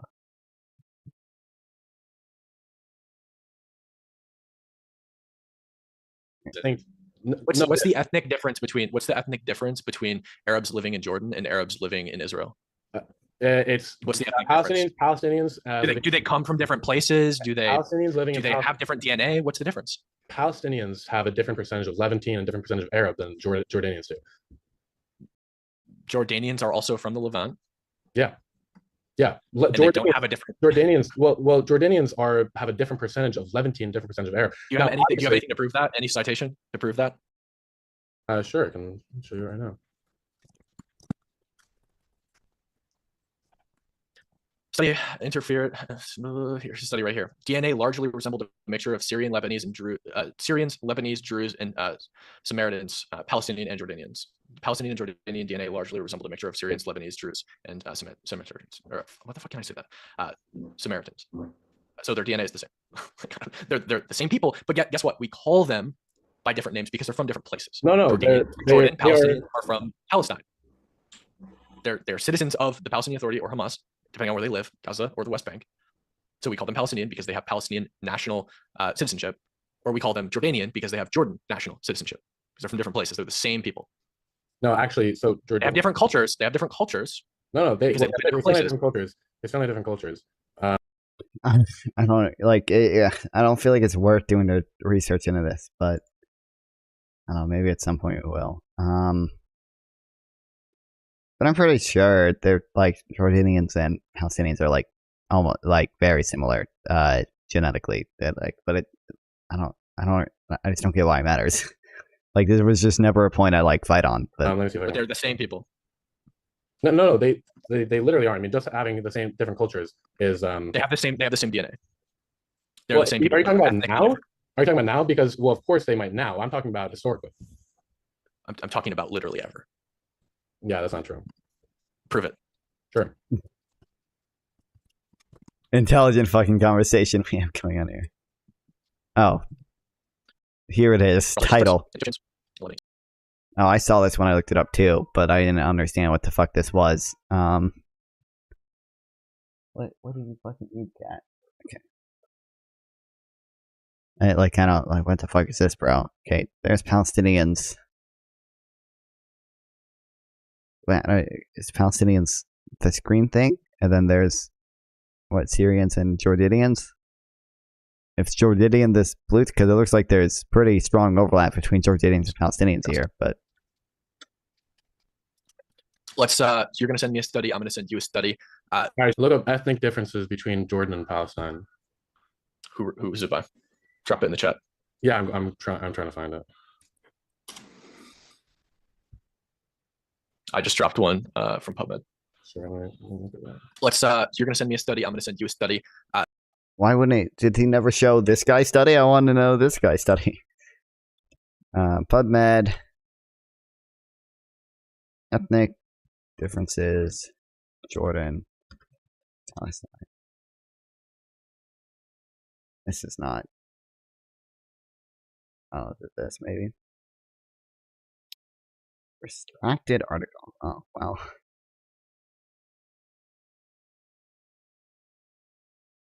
I just don't. I All think All right, sure. math- I can send you the purpose study. of We can publish. We can post them. We can put them in. I'll put mine in the link, and I'll put yours in the link too. Sure. For purpose of maintaining time on Yeah, a sure. limited Zoom call, let's just agree to both look at each other's studies later on. Oh boy, JDX. Oh, what's this gonna be about? Oh, natural rights. I love natural rights. I don't know, JDX. It's a 10-minute video. I'm not gonna watch this right now, but Yep. I say that they're ethnically identical. You say that they're not. Yeah. I think I'm absolutely certain that I'm right. You're absolutely certain that you're right. I don't think that we're gonna go anywhere. So Sure. let's. why would he? Why did he show his study but not the other guy's study? I want to know the other guy's study. He didn't even list the title. He just showed this graph, which is like, I don't know what the fuck this means, dude. Quite frankly. But even this graph, Palestinians, I think, is this green blobs here, right? And Jordanians is this blue thing here, I think. It looks like there's like really strong overlap between them. Sure. For purpose of maintaining time, you're absolutely certain that you're right. I don't think that we're gonna go anywhere. So Sure. let's just. So where were we? Yeah. So I think I was talking. I said Palestinians are ethnicity. They also have obviously they have a distinct culture. And so Arab Israelis, as you call them, I refer to them as Palestinians. They actually don't have full rights in Israel. And we can get into that more in the. It's so funny. He refers to them as Palestinians. Only 7% of them actually refer to themselves as Palestinians, but this guy fucking does better than the Arab Israelis themselves, I guess. So We might actually get to the apartheid discussion. So I'm going to go over a few reasons that they don't have full rights. The admissions committee law is one which allows neighborhoods to dismiss, which by law allows Jewish communities, Jewish neighborhoods to not allow Arabs into their neighborhood, allows them not to move in. There are child allowance laws, which removes a child allowance. Every Israeli couple or everybody living in Israel with child children, allowance law. they get what's called a child allowance of a bit less than 200 shekels a month. If your child is convicted of a security offense, then the child allowance is taken away. If they are convicted of stealing or whatever, beating somebody up, then the child allowance is not taken away. And so this obviously disproportionately affects Palestinians. That's not. Oh, well, that's not. Okay, well, whatever. No, I don't actually care about that because this is not actually. I don't. That's just That's the free market based freedom of association includes freedom to associate even by ethnicity. Yeah, we all know you think that's idiots, but I mean, he's not claim. I'm assuming he probably would claim apartheid, but right, like no one should ever. I don't think anyone should ever fight that like Arabs. Probably Arab Israelis are probably somewhat discriminated against in Israel, like the admission council thing, right? But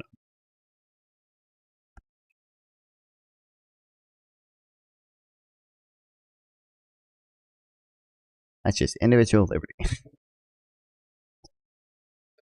Discrimination. That's you No, violate any law, you get your allowance taken away. No. That's not.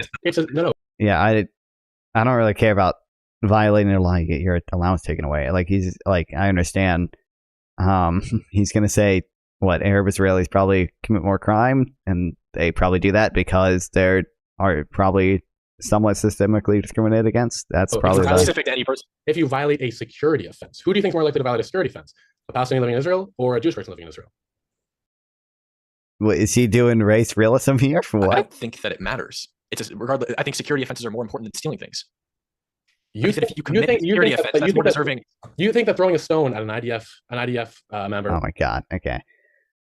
But if a Jewish person throws a stone at an IDF member, they'd also get fucking their security allowance or whatever taken away. Why shouldn't somebody have the right, for example, to refuse baking cake for a gay couple? Well, that's a slightly different thing. But I think if you open a public business, your freedom of expression is limited by the fact that like you're a public facing business, right? So you're wrong. Well, the Supreme Court disagrees with you. You can say you disagree, but I'm stating that what happens right now is that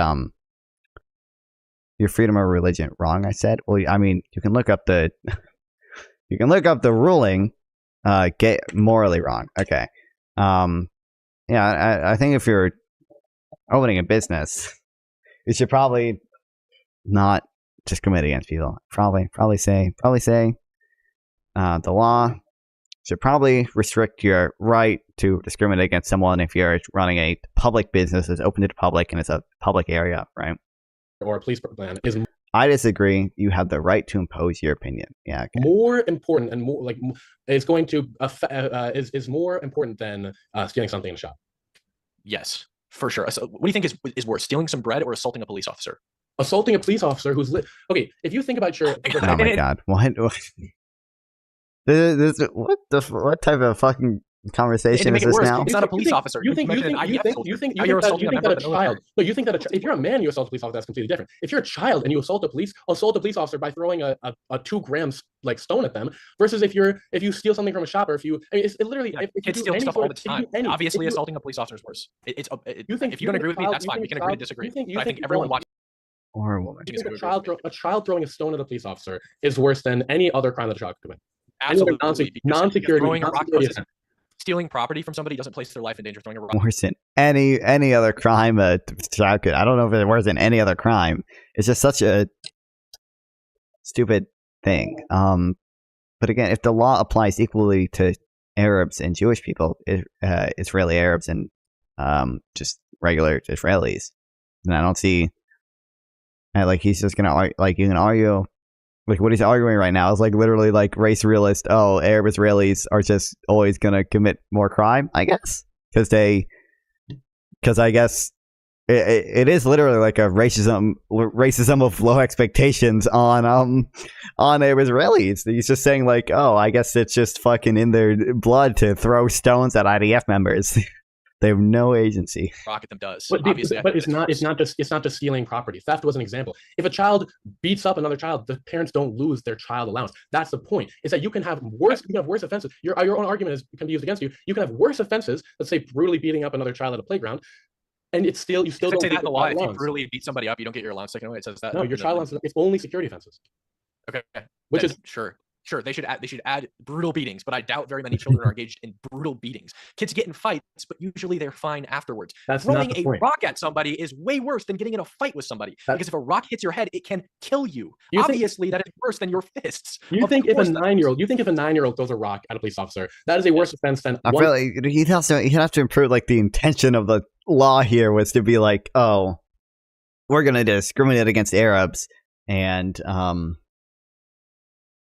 by only including security fences. Like they probably only included security fences. Jesus, it's an hour-long video, JDX. Hour 30 minutes. Oh shit, this is already in it, JDX. Yeah, what was I gonna say? Oh, they probably just only included security fences because that was like the worst thing that they could think of. Child beating up another child.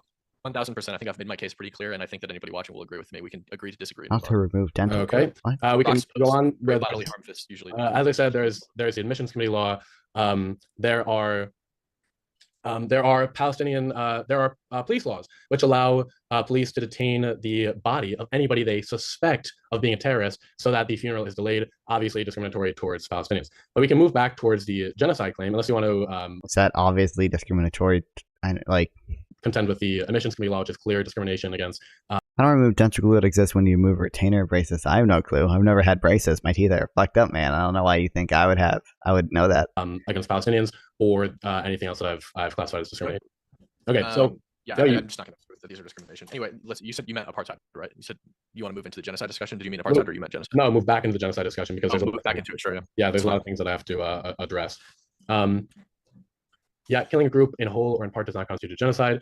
Well, significant part of it's closer to 2% the percentage of Gaza that's been killed, which is absurdly high. I think you can say that of really any group of people. Like if 2% of Americans were killed, we would be mourning for years and years. And if a group came in and massacred, what would that be? That would be 6 million Americans. We would absolutely constitute that as a genocide. At least certainly if it was, even a smaller country, if somebody went in and destroyed 2% of, say, Ireland or Indonesia or Australia, we would constitute that as a genocide. Going into a church and killing Christians, we already went over that. No colonizers, no mother state. Actually, colonization, you can look this up, doesn't actually require a mother state. Colonizing, the definition of colonization, and actually I'm using the verbiage of early Zionists when I say colonization. It means a group of settlers moving to another land and settling there. And so usually it does require a mother state, like the the action. So here's a dictionary definition: the action the action or process of settling among and establishing control over the indigenous people of an area, which is clearly what Israel did, and also it's a verbiage that Zionists use themselves. Now, and then they stopped using once it became politically unfeasible. Now you're saying most people don't believe in genocide, most people in Israel don't believe in genocide in the Palestinians. It's not really relevant because it's the government. It's the government. You said that you said most Israelis. You said most Israelis believe, or a lot of Israelis believe in two-state solution. I believe those were your exact words. No, you said that you were sort of illustrating this picture that like if you're a Zionist, that means you want to wipe out Palestinians, and I illustrated the fact that Zionism is not a monolith, and there are lots of Zionists who believe in a two-state solution. It's like I'm more talking about the ideology. Cracks open Theodore Herzl and it's like, yes, kill all the Palestinians. You know what I mean? Well, I want to most Zionists probably don't even know who Theodore Herzl is. No, so my whole point was I was trying to demonstrate the ideological roots of Zionism and how that impacts how people today think about the Palestinians and think about the expansion of Israeli state, which is important because intent is part of the conversation. So I don't know if you're still watching. It's so funny to me that like he was like, you can call them Arab Israelis, I'll call them Palestinians, when only 7% of them, only 7% of Arabs in Israel identify as Palestinian. That was so funny to me, dude. That's like the actual like white savior fucking mindset there. That's so sick. Mowing the grass is ridiculous because Hamas is always launching rockets into Gaza, and Hamas is a martyr group. Well, this is Gaza. The whole of Gaza is a martyr culture. It's what it's getting at. It's like killing people fuels the movement. In no way would any strategist ever think that it's going to halt the movement. No, actually, that's exactly the point. That is literally you've literally struck oil. That's exactly what I'm saying. Doubt it. Exactly I highly doubt it. No, can you prove that anyone in the government is like currently carrying this out? No, let me explain. The whole idea is that it's going to be impossible to root out Hamas and completely destroy the group without nuking Gaza. And so the idea is that the best solution for Israel and the most tenable solution for Israel is to launch every 5 to 10 years highly asymmetrical civilian targeted campaigns into Gaza in order to achieve. That's just not what that's not what mowing the lawn meant. Like no one that's not, he's claiming it's what Israel said. It's definitely not what Israel said. You can maybe have an argument that they were fucking lying when they said when they said their stated objectives for the mowing the lawn operations, like Cass led and in 2008 and 2014. But yeah. And by the way, both of these things were. It's not like Israel's arbitrarily deciding to like go in to Gaza. It's like it usually is preceded by either rocket attacks or other terrorist activities, achieve peace for the rest of the time. And they've actually done that. And you say that, Hamas is always launching rockets into Israel. Well, Israel doesn't care because none of the rockets, literally none of the rockets do anything. That's not true. It's not true. No, if you take Israel and you take what they want, would they rather have, I don't know, Hamas launching rockets into Israel every few days, or that's not the point. That's not the point. What I'm saying, why I interjected was because you said nobody dies from Hamas rockets, which is a lie. I watched your video the other day and you said that. It's a lie. It's not true. Plenty of people have died from Hamas rockets and PIJ rockets. They receive Iranian BADR-3 missiles as well, and they shoot them into Israel. People die all the time. That's why everyone has shelters attached to their houses for when they bomb. And if you try to argue like, oh, they're just makeshift rockets, they're not capable of killing, not true. One of their makeshift rockets from the PIJ hit LA. Mowing the lawn is a yo-yo move, like walk the dog, true. Hospital. And first they claimed 500 people, which was a lie, and then it was later came out that it was a couple dozen people. So they definitely kill people. Israel has a very good missile defense system, and they intercept a lot of those missiles. But let me pose you a hypothetical. If you're sitting in your house with all of your children, and your house has like metal plating around it that most of the time prevents bullets from entering it, and I'm sitting up on a hill a mile away from you, and I have a sniper that's really good, and I can shoot into your house. So I'm just randomly spraying semi-automatic sniper bullets into your house, and you have 10 children in there. You're trying to protect them. You have a button in your house. You can press it. It'll kill me immediately, and I'll stop shooting into your house. Nobody's died yet, but with every bullet that enters your house, there's a likelihood that somebody could die. But if you hit that button, like me and a child die. You're hitting the button. Are you hitting the button? I'll take that hypothetical. I'll take that hypothetical and I'll raise you hypothetical. No. You can raise me hypothetical. Instead of hitting the button. Oh, stop! I'm happy to answer your hypothetical after you answer mine. Sure. I'm not letting you piece a lot of it. If it meant if you were if you were shooting at me continuously for years on end, and I had the choice, and I had 10 kids in my house, and I had the choice to hit the button and kill only you, right? And a child, a button. The child dies when you hit the button as well. No, what I would do is I'd call the cops if they'd arrest you. No, that's not hypothetical. Bro, what an awesome response to the hypothetical, man. Buddy, answer the question. Why? No, that's such a ridiculous. Because you know why you that is literally. I mean, he's gonna reject. He's gonna say that Israel's targeting civilians. So he's gonna reject that. That's it, analogous. But you know why you won't answer it. No, I don't care about the better hypothetical. I'm not answering your hypothetical unless you answer mine honestly.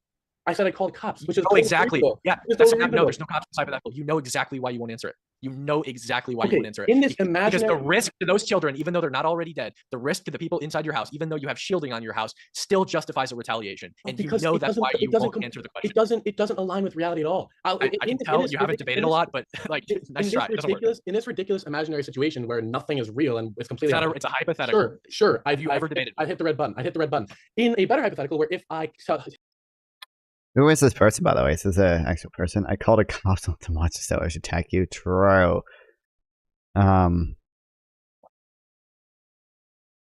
Oh, shit. This guy's got clout. What the fuck? He was on Jubilee, apparently, so. What the hell?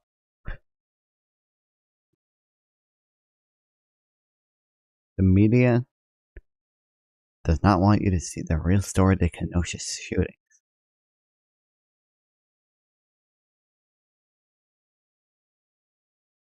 Looks rather pro-abortion protesters smash my camera, DC. Okay, so that explains it. He's right-wing, that's why he's making all these dumbass points.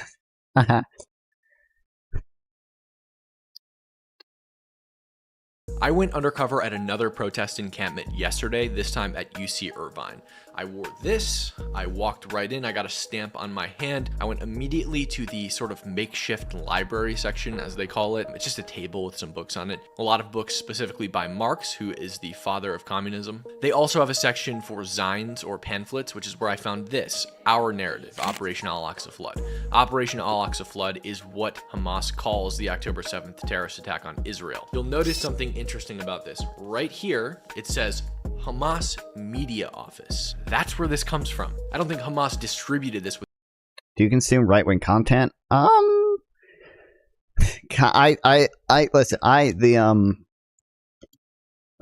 I try to a little bit. The problem is some right-wing people are just so fucking unhinged nowadays. So, I watch some Reason TV. Like, you can see there's some things I've watched with Reason TV, because I try not to just be in my fucking epistemic chamber, right? And try to get alternative views. So I watch a little bit of stuff from Reason TV. Brett Cooper shows up on my YouTube short sometimes. But usually Brett Cooper just reacts to dumb shit. So, welcome. Like, half of Brett Cooper's shit is just her reacting to what if Trump sang Bohemian Rhapsody. I love this so much.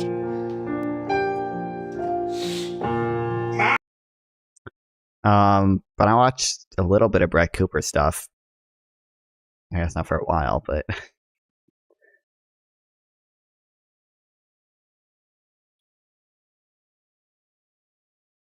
the problem is there's not like a ton of people on the right offering substantive analysis of something. Reason TV is pretty good at doing it, I think. I get an actual like good video about trans healthcare between Chase Oliver, a like libertarian, and she's like more I mean, she's definitely still like libertarian reading, but more like anti-trans. And like, can I actually have like a cool conversation? But like the other half of right-wing content is just the left thinks boys can be girls and girls can be boys and they're grooming children, and like it's just not like any good conversation comes out of it. But like at least Recent TV is able to like actually like interview him, and he's able to go, oh, what is the very small proportion of children doing this? Yeah, it's they actually can have substantive conversation. And 30,000 kids die. I would not hit the red button. That's a better hypothetical. I've seen also. I watch Ben Shapiro when he does some things. Like I watched I watched the trigonometry thing on stream.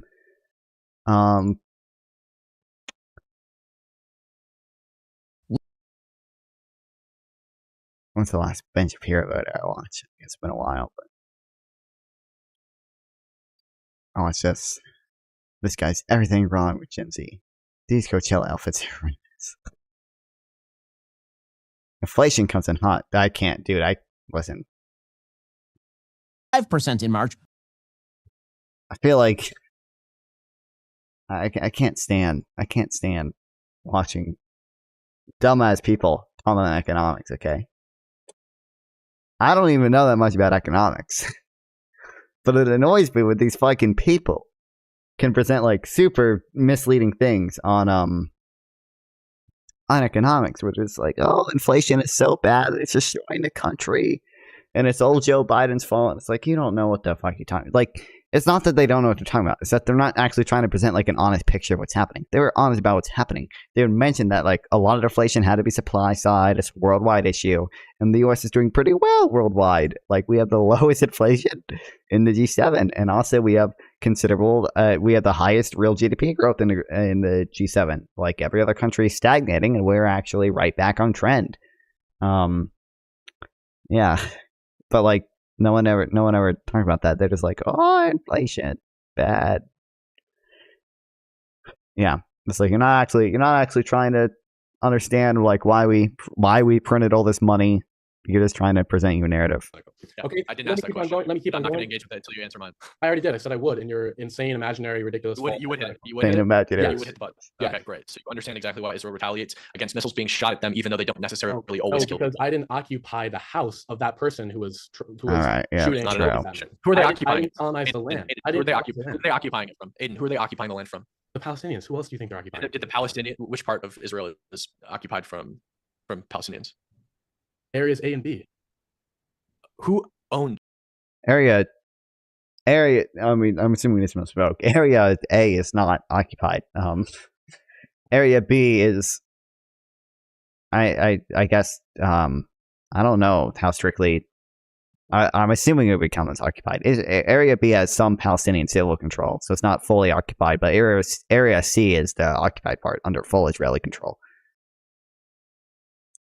This motherfucker be doing real NGDP targeting like a motherfucker. True. Those areas before Israel. I would love nothing more than to stop reading about Israel Palestine and start reading about NGDP targeting. But was it Palestinians? I bear this burden. Yes, it was literally. No, it wasn't. It was Jordanian. Yes, no, it was Jordanian land. Problem. Jordan annexed it. This is the whole problem. It was Jordanian land, and they were That's not really annexed by Jordan. You're talking about from 1948 to 1967. Prior to 1967, it was it wasn't Palestinian. I guess because Jordan owned the land, then that means that all human rights violations are totally okay, and that they Didn't can say that. I just said they're not that was occupying his it against position. Palestinians. Okay. If you want to make an argument that they're occupying it against Jordanians, and that's fine. But Palestinians never owned the land. Look, I guess they can break Resolution 242 and disobey international law and occupy territories and not remove. Oh, he has no clue what 242 means. Oh, he has no clue what 242 means, does he? Oh no, buddy. Oh no. That's he doesn't know what 242 means. Goddamn. Yeah, 242, 1, probably not legally binding. 2, doesn't require Israel to withdraw from the occupied territories. The word "the" was intentionally left out because the drafters of 242 did not want Israel to withdraw from all the occupied territories, just some of them. That's why it says territories occupied, not the territories occupied. That was an intentional decision on behalf of the drafters to allow Israel to continue occupying some things. And the way international law works, if you're doing something illegal, you have to immediately cease that activity. So the fact that with no negotiations, 242 ties Israeli withdrawal from the from occupied territories to Arab recognition of peace of Israel and a just and lasting peace, right?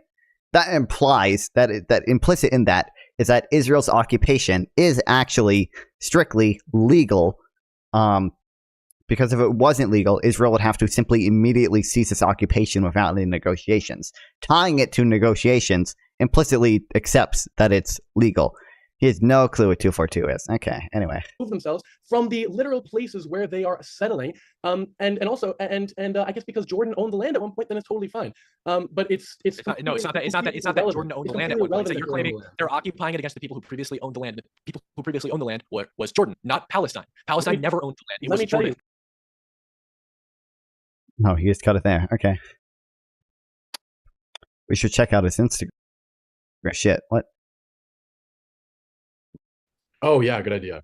Why headphones just disconnected? Okay. Hopefully they reconnect.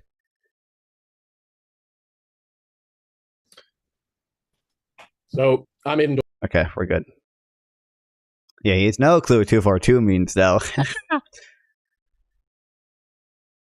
That's funny. Okay. Why did So Hezbollah Hezbollah just attack attacked Israel? northern Israel, causing widespread forest fires near Kiryat Shalom. Here's what you need to know. First of all, Hezbollah has claimed that they're targeting military sites with no civilian casualties having been reported as of yet. I mean, wasn't that the case with South Africa as well as it was occupied? Wasn't that just the case with Southwest Africa as well that it was occupied?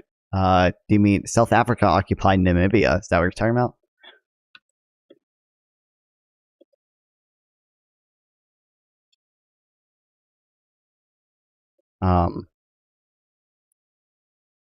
Yeah, occupations can be legal under international law. There's nothing like inherent about an occupation that makes it illegal. There are certain things that you can do within the occupation that are illegal, like building settlements is illegal. Yeah, but I think South Africa did actually end up. I think the UN told South Africa to withdraw from Namibia, and South Africa didn't listen, which did make it illegal. But there's nothing actually inherent in the occupation that makes it illegal.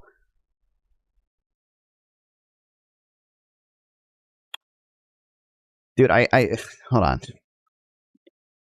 Okay, is the stream pixelated or laggy for you guys? Because like my OBS is showing drop frames, but like I don't understand why it would be. There's no good reason why it should be laggy.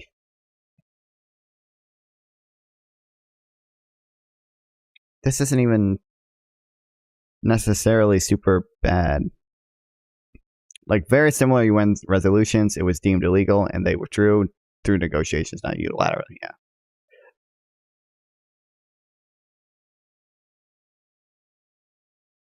What the fuck? Okay, well, maybe it might be delayed a bit more. So Biden has just introduced to the public a three-part Israeli proposed plan for a lasting ceasefire in Gaza. There's too much missing from this plan? Dude, the Biden ceasefire plan was like almost exactly what Hamas proposed. The first part here? Okay, good. It keeps like going up and down. I don't. Dude, I think it's just my Wi-Fi fucking up, which is unfortunate. But like, I can't do. The problem is that when it's my Wi-Fi, I can't do anything about it. So. includes a 6-week ceasefire and the withdrawal of all Israeli forces from Gaza. The second part includes a cessation of hostilities and the release of all the remaining Israeli hostages. The third part includes the release of the remains of any hostages still in Israel and the reconstruction of Gaza. Now, Hamas has reacted very positively to this, and Israel, despite it being an Israeli proposed plan, has been more ambivalent. It's not an Israeli proposed plan. It is a White House plan that is almost exactly to Hamas's proposed plan. This is because there are many key figures in the Israeli government who are opposed to the plan. In fact, Netanyahu just a few days ago said that he would not accept any plan that did not include the complete destruction of Hamas and all their governing capabilities. Now, for us, this should be seen as positive because it does mean that the relentless killing in Gaza may stop. That being said, it is far from a complete plan. It does not endorse the full right of return of all Palestinians. Motherfucker, you're not gonna get the full right of return from a ceasefire proposal. This is a ceasefire. This isn't a solution. You're not gonna get the full right of return, buddy. It does not include the return of. But it's the Fed stopping in and seeing you support pledge your allegiance. Would it be? Because I'm literally I bet it's a Ron trolls hacking into my Wi-Fi. I'm literally parroting this pro-US state Israeli propaganda right now, bro. So of the 67 borders. It does not include. It's just a fucking The arrest. really fucking dumb statement. This ceasefire deal is not a actual permanent solution that grants me everything I want, like the right of return for all Palestinians and a full return to the pre-67 borders. Like, what? Why on earth would you expect that out of a ceasefire deal? Of any Israeli politician who engaged in war crimes such as targeting hospitals or safe zones, or the ICC is doing that regardless. killing of innocent civilians, or protected classes. It does not include the arrest of anybody who suggested nuking Gaza as a potential plan of action. It does not suggest the arrest of anybody who At least his comments are calling him out. actively withheld aid from Gaza and withheld aid from a starving population. And so this should be seen positively, and it may actually result in the end of the. Also, wait, I want to find the The party said you call them Palestinians.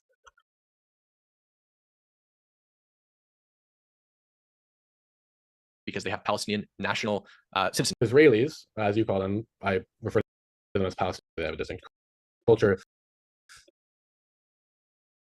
And so Arab Israelis, as you call them, I refer to them as Palestinians, they actually don't have full rights in Israel. And we can get into that more in the, we might actually get to that. Yeah, this guy is.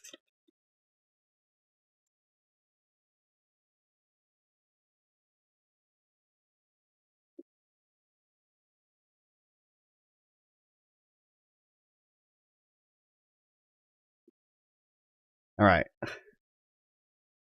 Dude, it's just so funny. He doesn't know 242 either.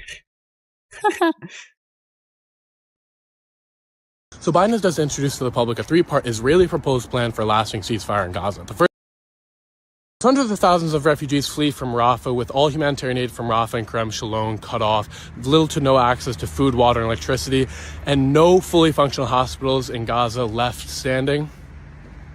The ICJ has passed its most damning resolution of Israel yet, saying that they need to fully withdraw from Rafah. No, that's the minority position of one judge. He doesn't understand this ruling either. Man, this guy seems to read the headline of news articles and doesn't actually understand shit. That is the minority position of one judge who literally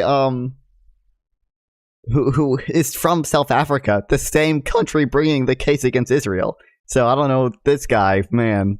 What an intelligent military person. Operations.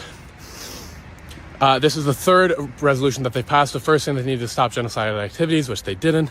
The second saying that they needed to improve the humanitarian aid situation in Gaza, which they didn't.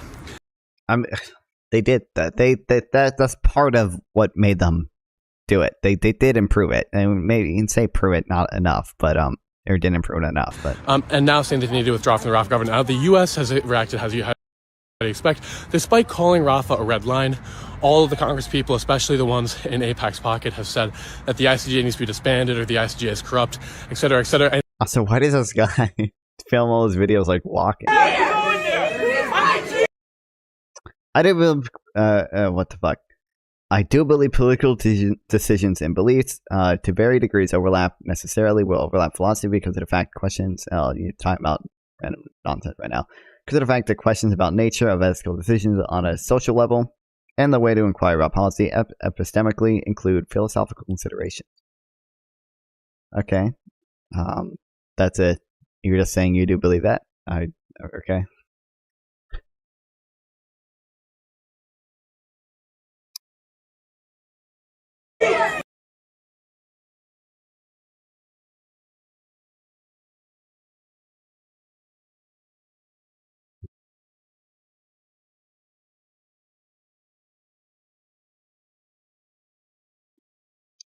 Ranging in politics, why not research philosophy? I am reading more philosophy soon.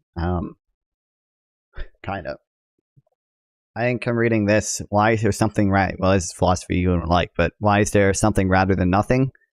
This is an atheist philosophy book.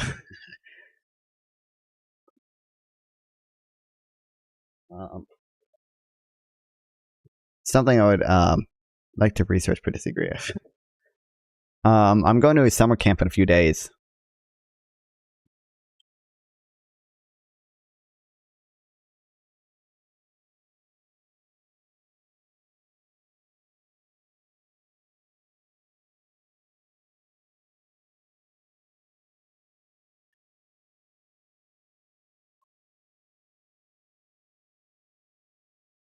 William Lane Craig is right about the Kalam cosmological argument. I think the I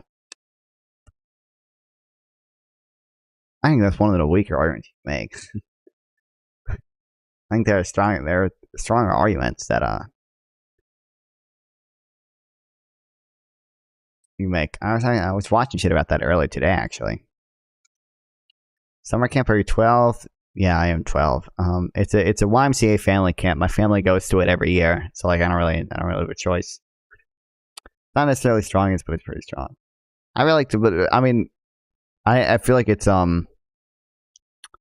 distorted because like that's the thing that everybody kind of learned. It's like that's like one of the number one things you like have to deal with as an atheist. It's like, oh, well, how did the universe create itself? I'd like to see Israel and Palestine team up and fight together, but who is the enemy? Nothing solves war like a good war. True.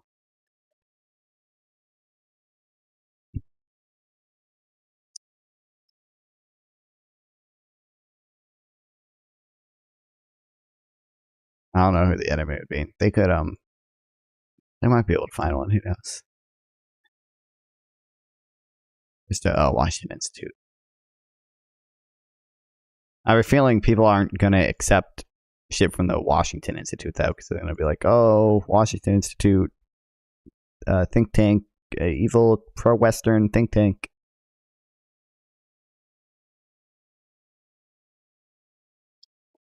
Okay, I want to read this article, which my paywall blocker still doesn't fucking work for.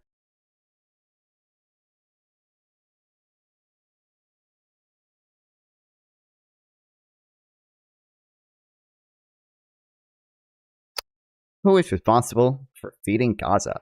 Arguments fly over Israel's duty to maintain aid. An estimated 1 million Palestinians have fled Rafah since the start of Israel's offensive there on May 6. For those who remain, the fighting has had grisly consequences. At least 45 people, including a number of children, died on May 26 after an Israeli airstrike set fire to a tent camp. Survivors had to pull charred bodies from the wreckage. But like, I don't know how to pronounce that guy's name. Ayn Rand, Nietzsche, Floyd, and Dostoevsky. I don't know how to pronounce these people. The big league philosopher is somebody you should consider, not to agree with, but consider. Not just surface level people like Sam Harris, who's not even a philosopher but a neuroscientist. He also has a degree in neuroscience or in philosophy, but I mean, he's definitely surface level, yeah. Even those who evacuated are not entirely safe. Dozens more were killed 2 days later in a strike near the so-called humanitarian zone for displaced civilians. Don't consider commies true. Those are Ayn Rand, my favorite communist. I don't know if I don't really like, most of Ayn Rand stuff is fiction, right? So like, I don't really want to, I understand that like fiction can be important or whatever, but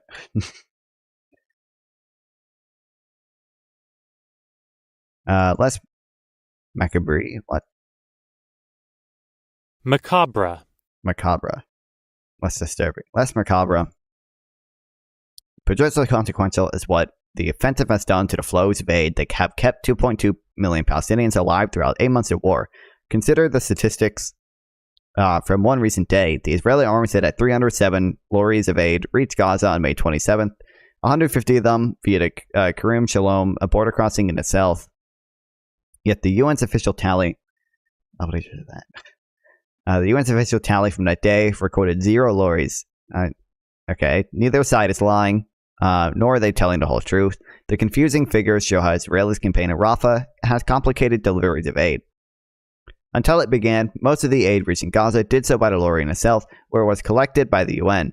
Other 27,000, I'm pronouncing this right, this is lorries, right? That entered between the start of the war and May 6, 25,000 went via Rafah and the Karim Shalom crossing. Over 90% of lorries delivered goods to the UN and other charities. Only a small fraction carried cargoes ordered by private firms. Deliveries reached an all-time high in April when 5,600 lorries entered Gaza via the 2 southern crossings. There were also new routes for shipments to other parts of the enclave. In May, Israel opened a new crossing called West Erez, which could handle deliveries in the north. America inaugurated a temporary pier to receive supplies by sea. After months of shortages, aid workers were hopeful that the humanitarian situation was improving. I'm just poking a bear. Then Israeli troops began their push into Rafah. It caused 2 big problems. First, the supply of aid. Egypt stopped sending lorries to the Rafah crossing. After Israeli troops seized it, Karim Shalom has at times at times been too dangerous to use, partly because the Mosque keeps firing rockets at it. The week before the Rafah offensive began, the UN received 1,600 lorries through these crossings. The week after, it recorded 63 sea chart. Most lorries entering the south are now bound for private firms, not charities. They show up in Israeli statistics, but not the UN.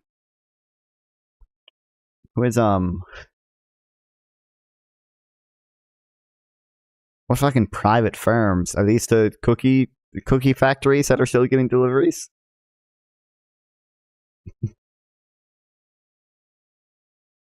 Family camp or camping trip, or like an actual camp. Say a YMCA family camp.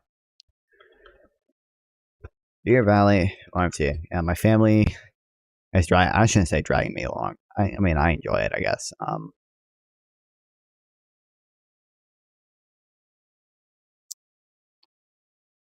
Yeah, it's a YMCA family camp. We go there every year, and you fish and swim and sail. They have sailboats, and they have a snack bar with milkshakes and shit.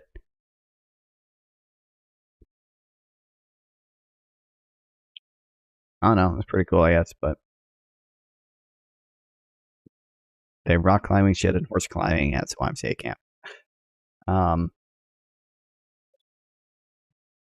was gonna look something up, but now I forgot. Fuck.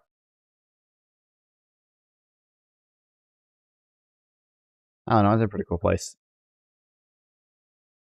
Oh, I was gonna show you this. There's no Wi-Fi there. Taxes over fixing. There's no Wi-Fi there, so I won't be live streaming, but I will be streaming reruns of shit. I'm gonna edit like a debate highlight compilation, and I'm just gonna stream it on the days I'm gone. So it will be that way it doesn't super negatively affect my live streaming shit. Hopefully. And then also I will be trying to make shorts while I'm there, because there's no like Wi-Fi. There's one office with Wi-Fi, and it's really fucking slow.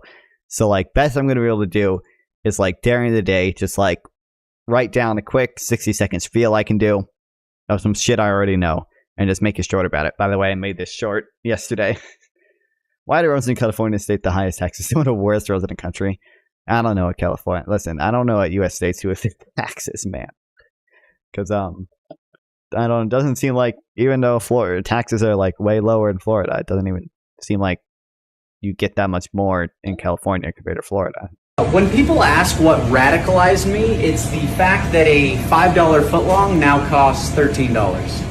Well, the reason the $5 footlong existed was because of low demand during the Great Recession, when wages were low and unemployment was high. Wow, this guy's so smart. COVID, inflation-adjusted wages grew dramatically, with growth being fastest for the bottom 10% of earners, and unemployment has remained under 4% for nearly 2 years. The reason a footlong...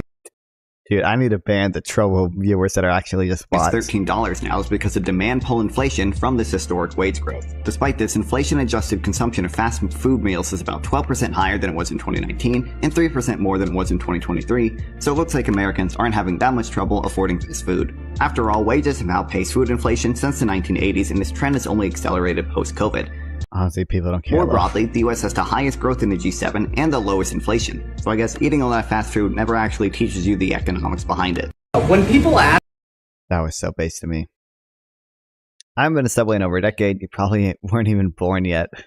I was gonna say something, but now I'm not. I can't say it. It's too embarrassing. But I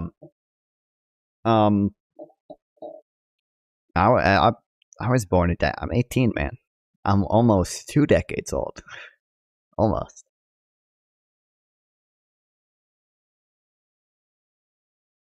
Oh, we're reading this.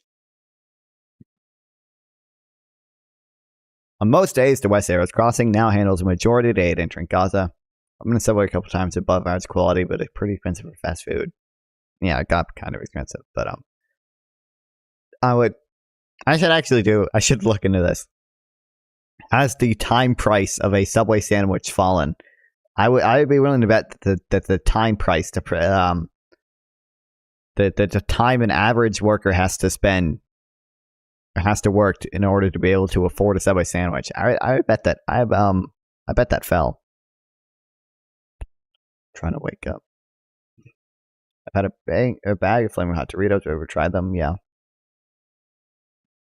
Listen, my spice tolerance is really low though. I can't even have like a full bag of like flaming hot Doritos or Cheetos. I have a very light European spice tolerance. And in 2 weeks before the Rafah offensive, just 98 A lorries used that route. In the weeks 2 weeks after it began, 465 of them did. That's a 5-fold increase, but it does not make up for the much larger drop in flows in the south. I like spicy and savory. Thank you, streamer, for sharing so many experiences. That's racist, true. Nor does the maritime route.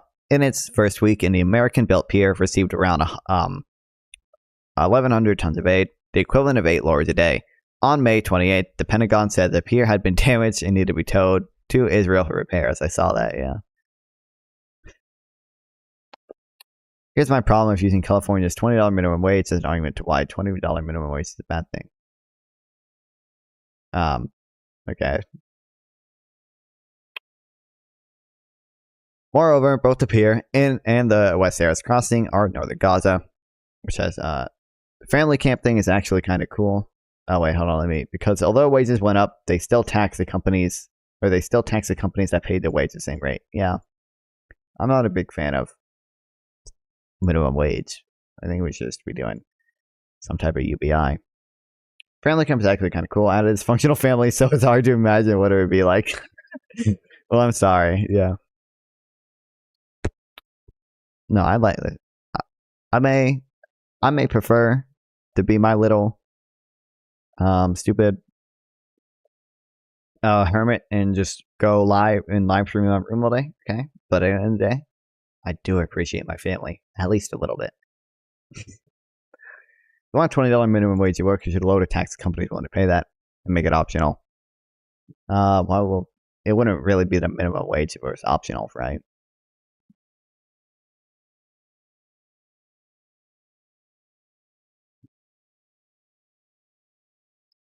Solid streamer is cooking up a new program. Can't wait to peep it.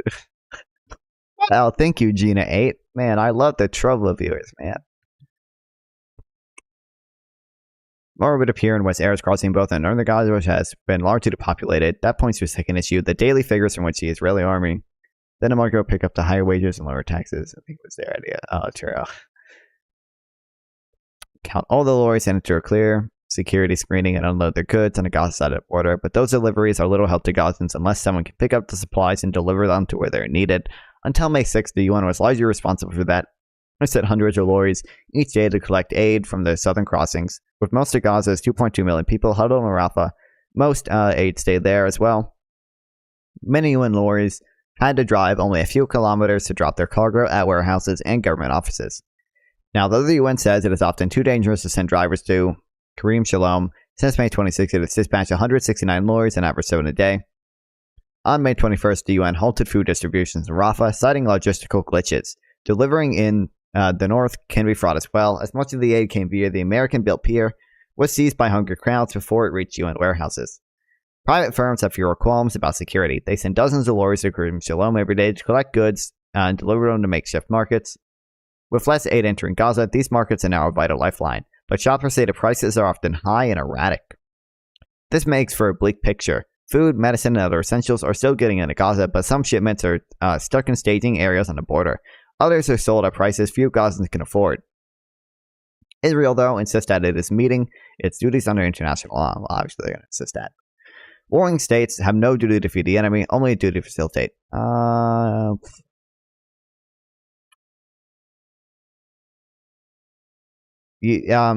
think that's technically right, but like the point is Israel's like actively obstructing the aid deliveries. Regardless of being a left-wing community, is it just me, or does it seem disproportionately that BreadTube is disproportionately not Jewish? I don't know. I feel like I haven't kept up with BreadTube very much. I don't know who is Jewish and not Jewish in BreadTube. I have no clue. We must allow neutral parties to deliver humanitarian aid, which Israel has done with the UN, but those duties change if they become occupying powers. They must ensure that the provisions of basic supplies. It's not enough to passively allow food into the territory. The occupiers must themselves actively provide supplies if they are needed and cannot go through by any other means. Not a lot of Jews. Okay. Under international law, an army becomes an occupying power once it can exercise effective control over a territory. The meaning of the phrase is debated. Many Israeli lawyers argue their country cannot be able to occupy Gaza. Well, definitely, is occupying parts of it after October 7th, obviously. It has not set up a formal administration there, and its troops have withdrawn in many areas once they controlled. Perhaps Israel has been the occupying power for limited periods in a particular area they can see, but not in Gaza as a whole. Yet Israel now controls all of Gaza's land borders, its coastline and airspace. It has thousands of troops in Rafah, a small number deployed along corridors that bisect the enclave, and the freedom to send forces anywhere it wishes. It has not set up a military government for Gaza, but it has the power to do so. Yeah, most intellectual movements are disproportionately led by Jews, including leftists on bread, two powers, no Jews. I guess the Jews are just too IQ to bother themselves with YouTube, clearly. Israel now controls all of Gaza's land borders, its coastline, airspace. Read that, okay. To many, this looks like effective control. David Cameron, Britain's foreign secretary, has called Israel occupying power in March. On May 20th, a panel of experts convened by the prosecutor of the ICC found that Israel was certainly the occupying power in all or at least substantial parts of Gaza. The prosecutor accused Israel and its prime minister defense of inflicting starvation as a method of war, and its arrest warrants in May. For almost 8 months, Israel has resisted calls to deliver aid to Gazans directly and urged the UN to do more. But the fighting in Rafah has left the UN paralyzed. Whatever the legal arguments here, if the offensive leads to greater hunger disease in Gaza, many will still hold Israel responsible. Yeah, I don't think that doesn't actually matter. What exactly?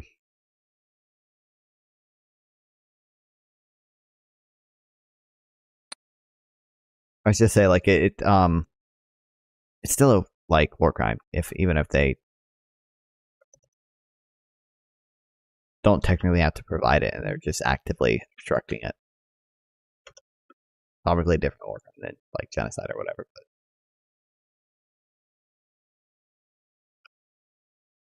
seeing so many fans comments in a live chat makes me feel like home.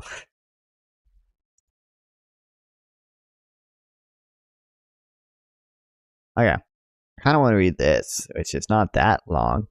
Okay, it is longer than I was. This is how curves should look. Not this one.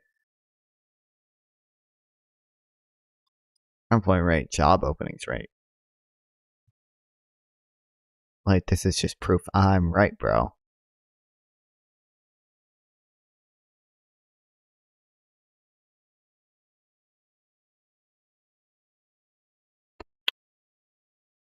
The inverse relationship between unemployment and vacancies.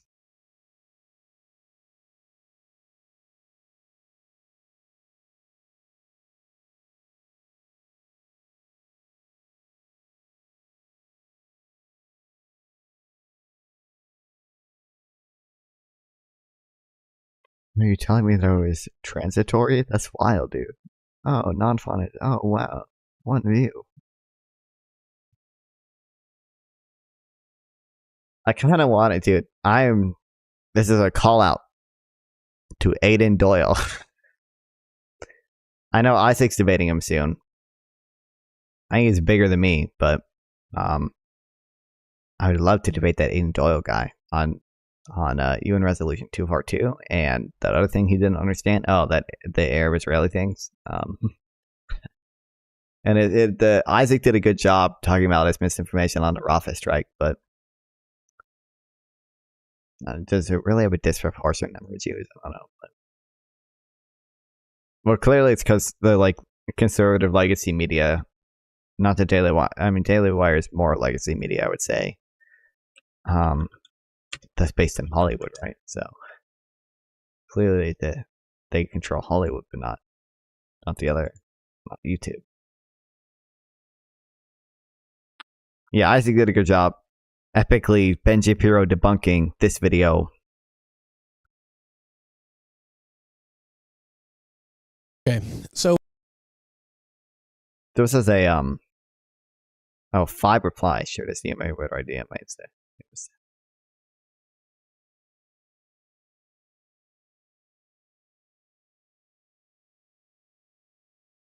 Did he not reply? When are your dad and uncle coming back? I have no clue. Aren't they there for like 2 weeks or whatever?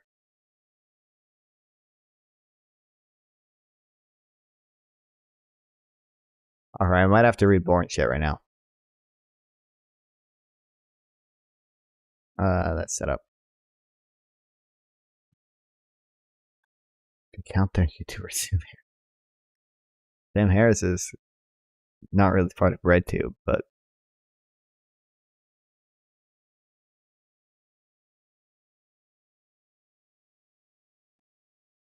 famine is possibly underway in Gaza despite recent aid efforts.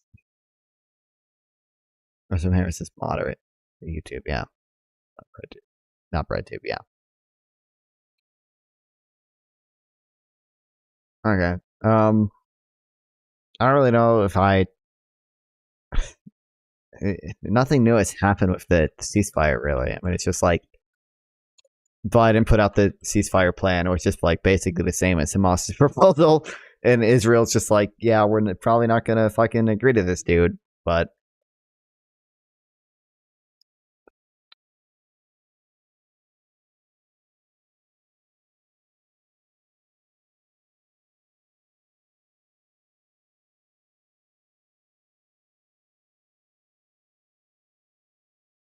yeah. Okay, I do want to read this. Only 20 pages, and like half of it is just this. Oh, this is no. So it's only 11 pages. This is just. Why am I tilting my head? There's a tool specifically for this.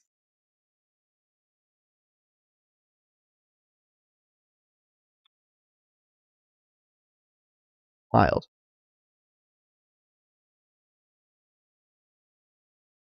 What the fuck?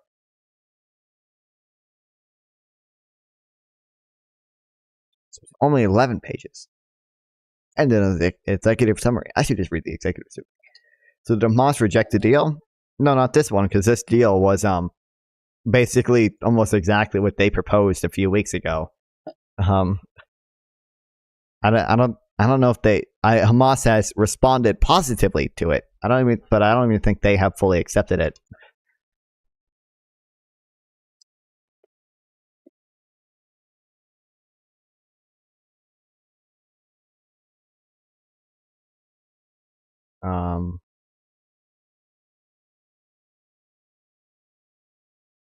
I don't know.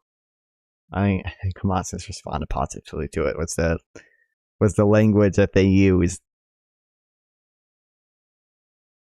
But it's basically almost exactly the same as the deal Hamas himself proposed.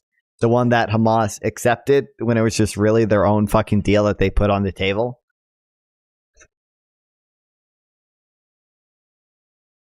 Okay. Gotta lock in. I don't want to drink more caffeine because I'm already at my day limit. I saw someone say they rejected it. Also, Israel wants to look like they are peaceful with this deal. What do you mean that they are peaceful with this deal? I don't think they've rejected this one. Us.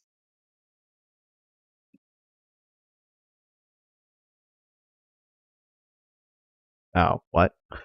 Oh, this is without permanent ceasefire. Hamas wants Israel to accept permanent ceasefire withdrawal. Israel insists Hamas must be destroyed before to work on it.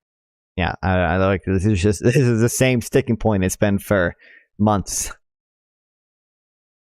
It's the same.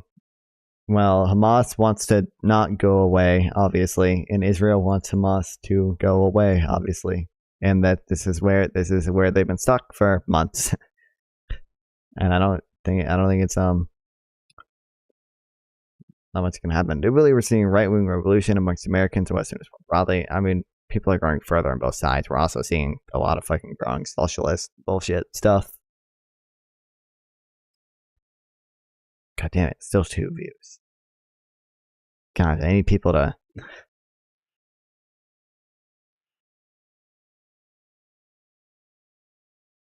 How do I just go to my channel? Like what? Like every other platform lets you just like visit your channel.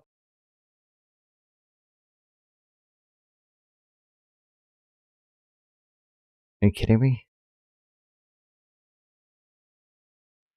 If I click on this and then go to this. When is Gork debate? I don't know. Whenever.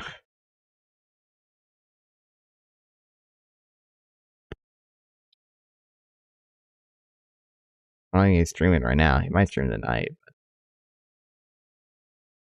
I'll get a notification if we fly right now, I guess.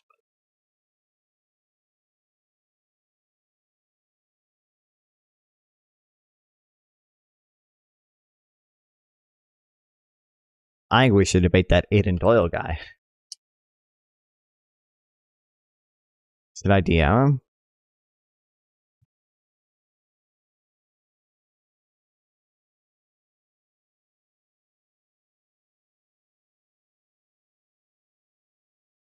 So my home country of Ireland has just recognized Palestine as a state alongside Spain and So the ICC prosecutor Karim Khan has just issued a warrant for the arrest of 5 high-ranking Israeli and Hamas leaders, including Benjamin Netanyahu and Yahya Sinwar. The charges for the Israeli leaders include willful killing and murder, starvation of the population, and targeting civilian centers. The Biden administration has reacted in outrage, saying that any equivocation between a terrorist group and the democratically elected government of Israel is outrageous. Netanyahu and his coalition have said that the decision is ridiculous, anti-Semitic, and that Karim Khan has established himself as a leading anti-Semite in the world. But is the decision anti-Semitic? Or is it just a issuing of a warrant for the arrest of... I mean, I probably agree with him on most of the ICC stuff. I think probably disagree with him on the ICJ, but...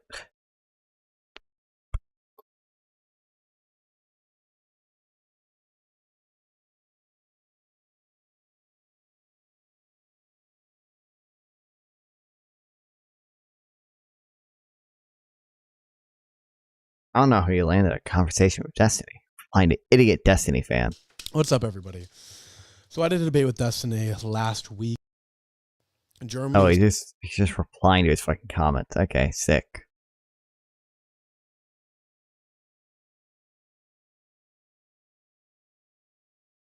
All right, are we ready to lock in, chat? Are we locking in now? How Hamas manipulates Gaza fatality numbers, examining the male undercount and other problems. Gabriel Epstein. Executive summary. The post-October 7th Hamas-Israel war is a destructive and tragic event that has killed thousands of non-combatant civilians and displaced many more. As analysts have noted at the outset, civilian harm is inevitable in urban battles where terrorist fighters hide among the population and refuse to surrender. The humanitarian cost in the current war has caused justifiable dismay, and fatality figures from the Gaza Ministry of Health and Gaza Media Office, both Hamas-run institutions, have provided a focus for global horror, provided metrics that have been relied on most universally by international media and NGOs and the International Court of Justice. Is this against TOS? No, I don't think so.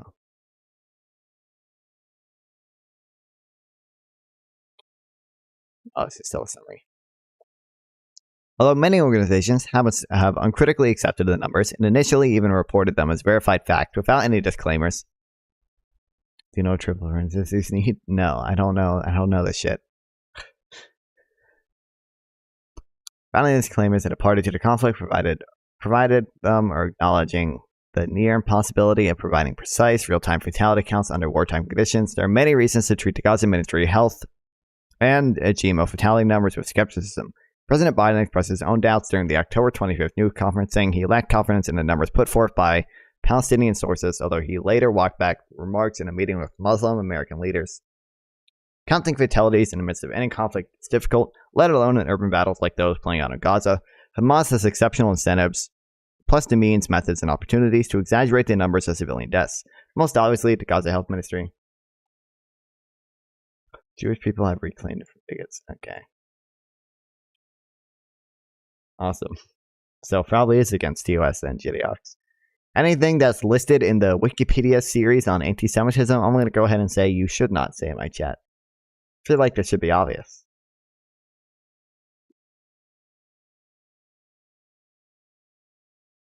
Metrics show signs of being repeatedly massaged to omit and obscure male fatalities, category most likely to include combatants. If Gaza fatality counts fail to distinguish combatants from non-combatants, underreport the deaths of men, and highlight the deaths of women and children, as they have done until now, then observers can be expected to assume that mainly women and children are being killed. Although thousands of Palestinian non-combatants, including military-age males, have undoubtedly been killed in the Hamas-initiated conflict, the world must also recognize that the group has manipulated and exploited civilian fatality claims for strategic benefit in an attempt to truncate Israelis' air and ground operations and stir international outrage. The international media and NGOs have repeated such claims without proper scrutiny, and in turn validated and reinforced Hamas' propaganda efforts.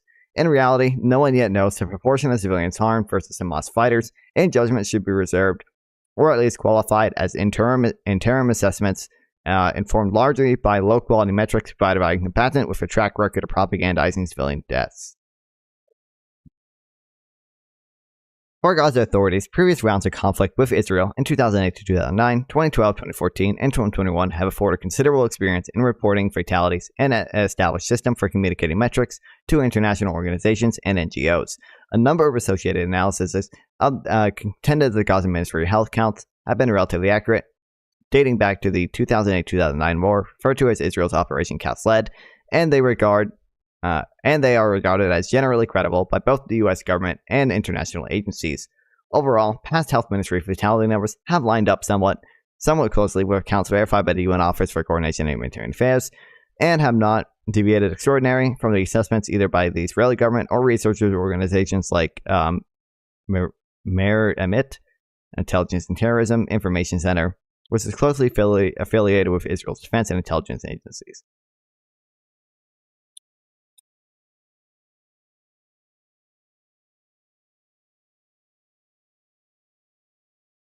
Hamas has the means and motives to underreport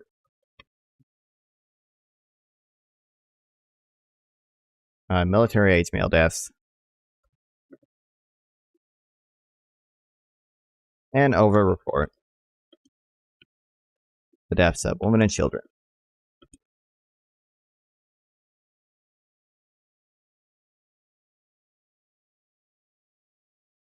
Hamas's numbers have been somewhat accurate in the past, and thus are currently. It just means the result of function and evaluated traits. Oh, true. Currently, and thus their numbers for the current conflict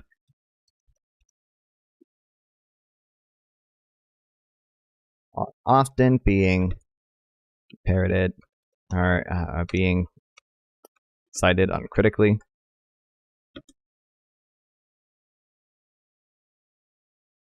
Despite recent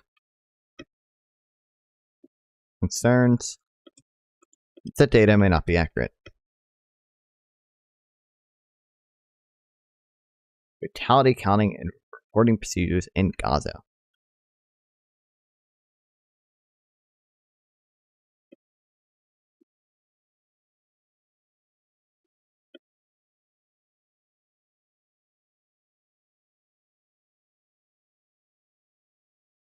Oh, I should start my music. Not for you guys, just for me. Fuck you guys. You don't get music.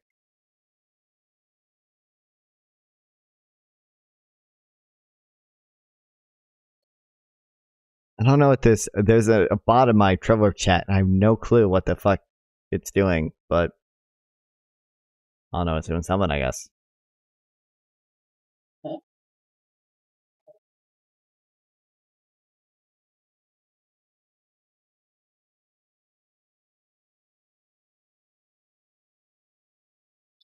In former conflicts, the United Nations strove to verify deaths reported by the Gaza Health Ministry and classify them in real time as either civilian or militant using the protection cluster.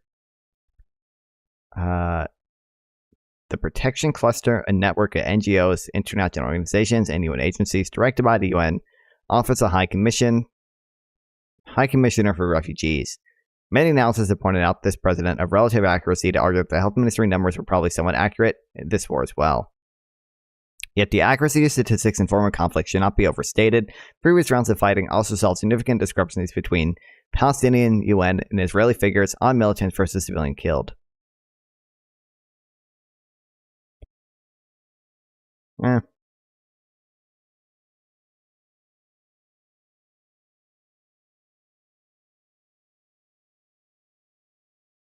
Former conflicts.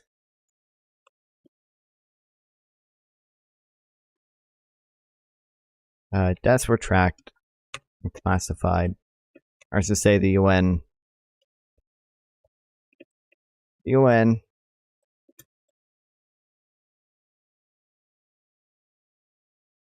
To the verified us reports.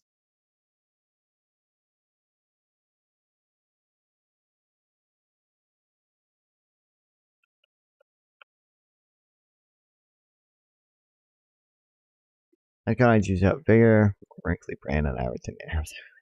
No, where you think that? Yeah. I see the civilian or militant.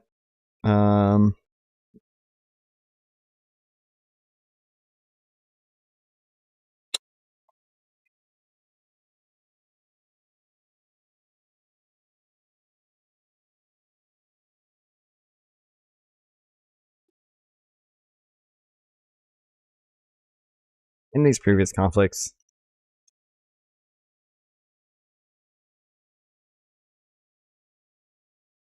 there were still discrepancies in the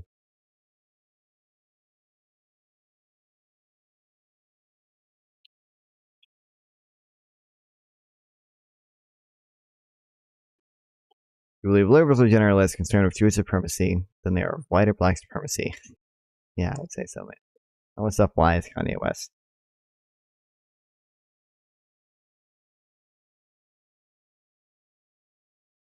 In the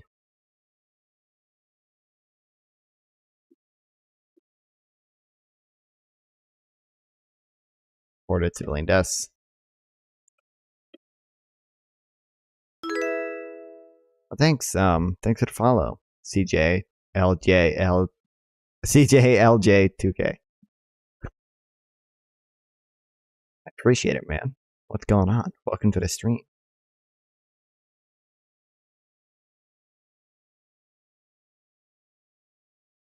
Or no, do I have that wrong? My question is serious. Your supremacy. Yeah, I know. That's wild content. I'm sure you're reading for notes later. You should have came in there. I was doing the higher viewer retention stuff a little earlier. I was doing the reaction content. Yeah, we're reading for notes now. I'm sure reading your notes later. Really? Oh, sick.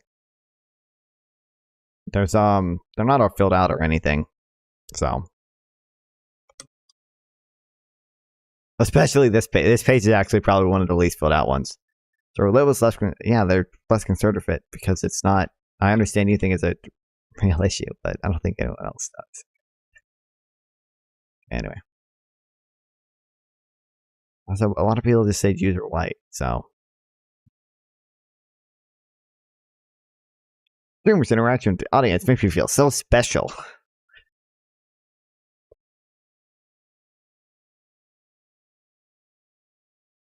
I just banned Brandon 360-897-311. I don't believe it's a real issue. This stuff is good. Often people just read Twitter and news instead of digging into it. Very few Jews was supremacist. Deaf bot. No, you don't know that, bro. Bro, my 6 Trovo viewers are real. There's no way that the Trovo viewers aren't real. There's no way. Oh, 5 Trovo viewers. Fuck. Dude, Trovo is the dumbest fucking site. I mean, to be fair, I'm also streaming to Facebook and D Live, and I don't really think any viewers there are real. I only have SMG. I don't believe any of these people, like 85 people, are any of these real? Ask him if OJ did it. We'll know if it's a bot. They don't actually respond to chat. There's not like are there real fucking people watching this? I don't believe it. I don't believe it at all. But they're all Russian bots. I also stream to Twitter. Nobody watches on Twitter, but at least there are real people on Twitter. There aren't real people. Well, all my Twitter followers are my pussy and bio fucking bots. They get banned. That's why my Twitter follower count keeps like going up and down, because a bunch of bots will follow me and then eventually they'll get banned in like a ban wave and it drops by like half.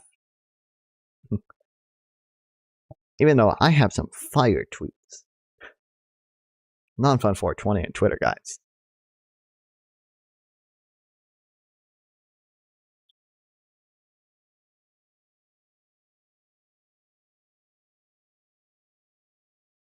Miramit.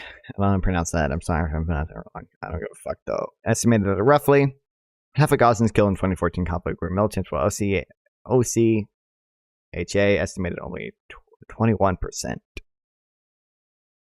In what? 2014. Oh, this doesn't break down civilian versus militants. Thank you, streamer, for sharing so many life experiences. A lot. Residue and propaganda. 1, Russia. 2, ICGC. Or IRGC. They don't do that much propaganda. 4, 3 CCPs. 4, State Department. Democracy now is absolute streaming hard garbage right now. What are they doing?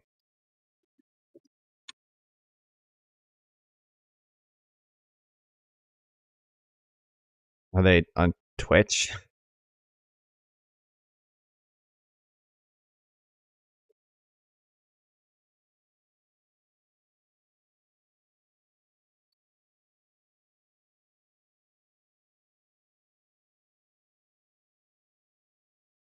I don't know what are they streaming on? Do you mean are they on actual TV or something?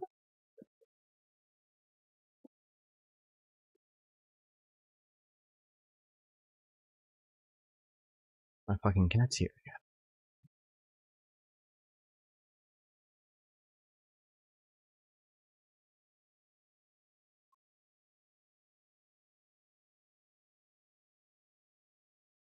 Talking about their content, they're not on YouTube or Twitch. Oh, I mean, he said streaming.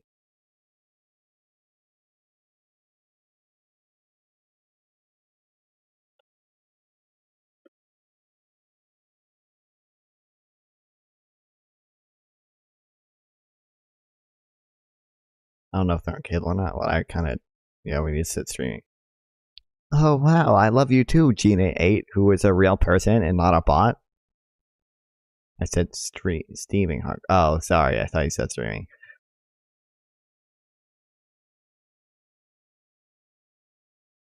Moreover, international organizations and NGOs have not conducted the same fatality verification effort in the current war as they have in the past. The Protection Cluster for Palestine has produced only 2 documents since the fighting began, neither of which provides independent fatality estimates. You're very steaming. Same verification, or I guess independent.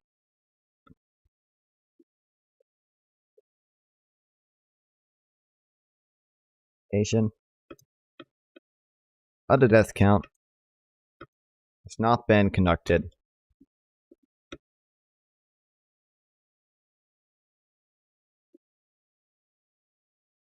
during the current conflict.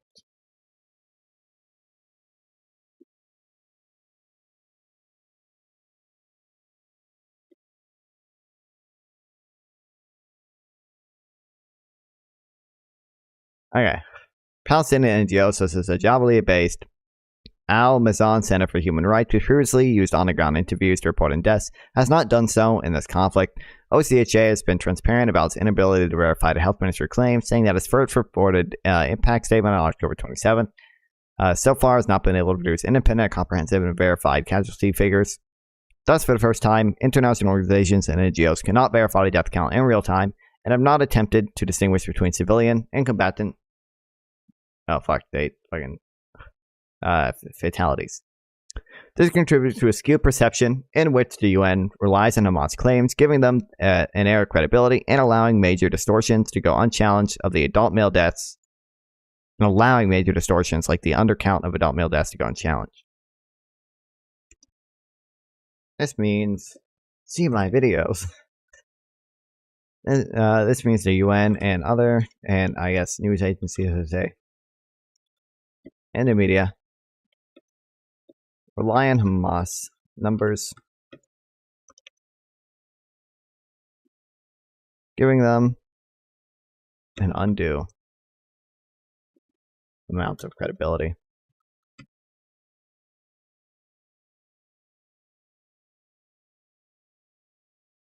Process prior to the Israeli ground incursion.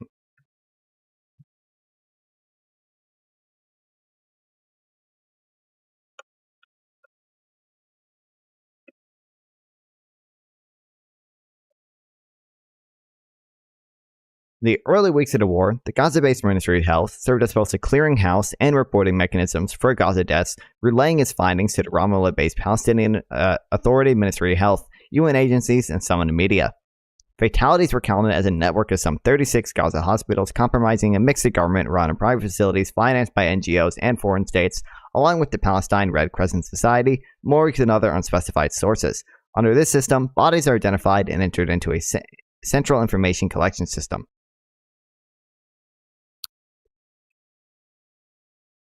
Initially, the fatalities were counted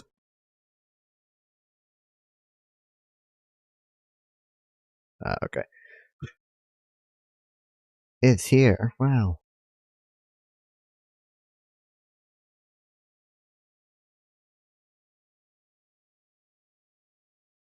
Alright, so say, okay, initially, the Gaza-based Ministry of Health Service built a clearinghouse and airport nights and Gaza deaths.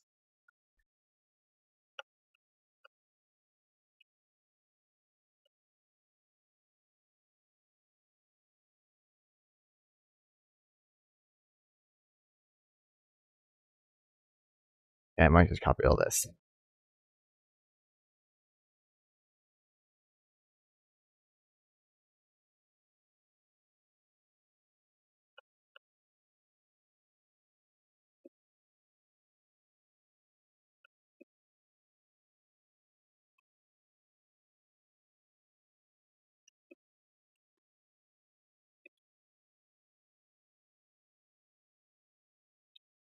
Under the system, bodies are identified and entered in a central information collection system. During the initial weeks of the conflict, daily morning reports on the fatalities came in variously from the Gaza Ministry spokesperson, Dr.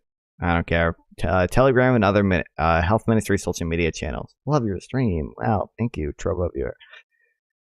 I don't think I've had a single real Trovo viewer this entire time. I think they have all been bots. Not a single real one has come in.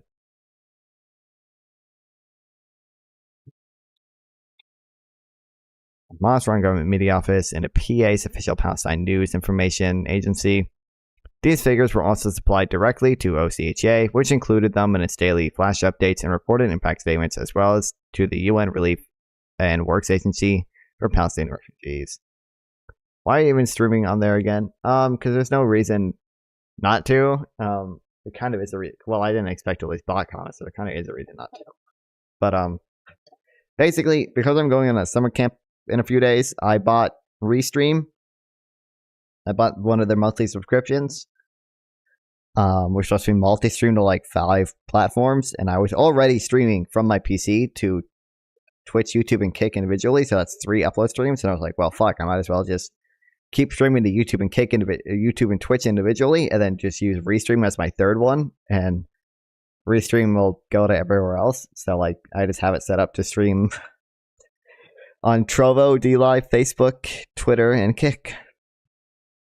I bought Restream because Restream lets you like schedule live streams to pre-recorded videos. So I'll do that while I'm away.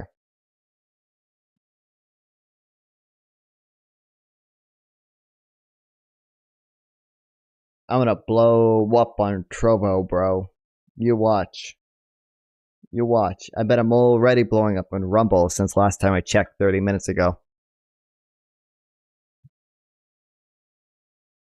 I don't think I'm blowing up.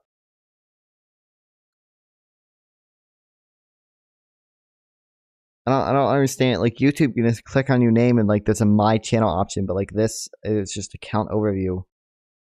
It's like I have to go to videos. I don't even like what is it? What is a channel? How do I not have a channel when I uploaded a video?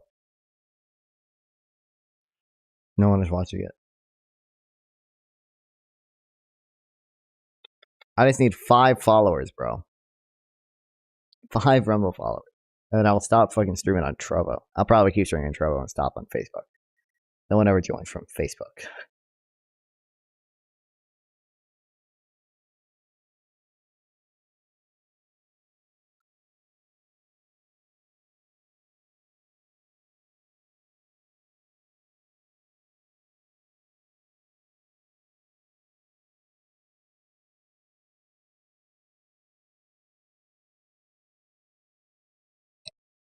This system appeared to be functioning relatively well during the air campaign phase of the war, despite severe degradation of Gaza medical systems and its associated ability to report the deaths, report and count the deaths.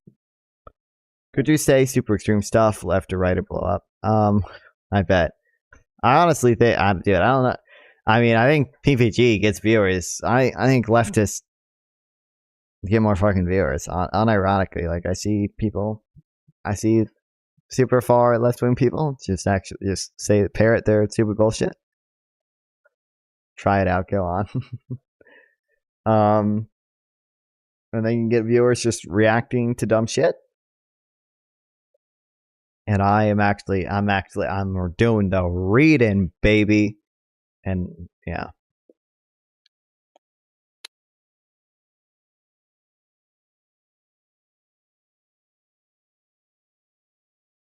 Watch PPG because people. Well, that's true. Yeah.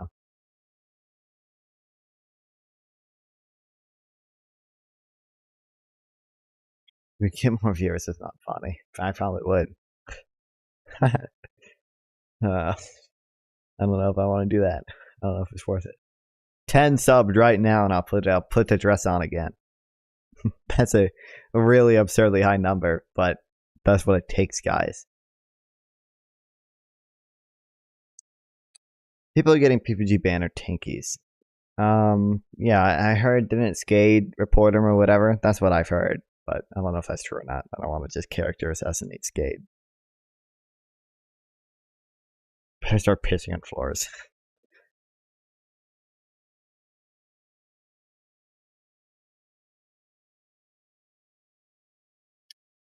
Hundred of subs and I'll piss on the floor.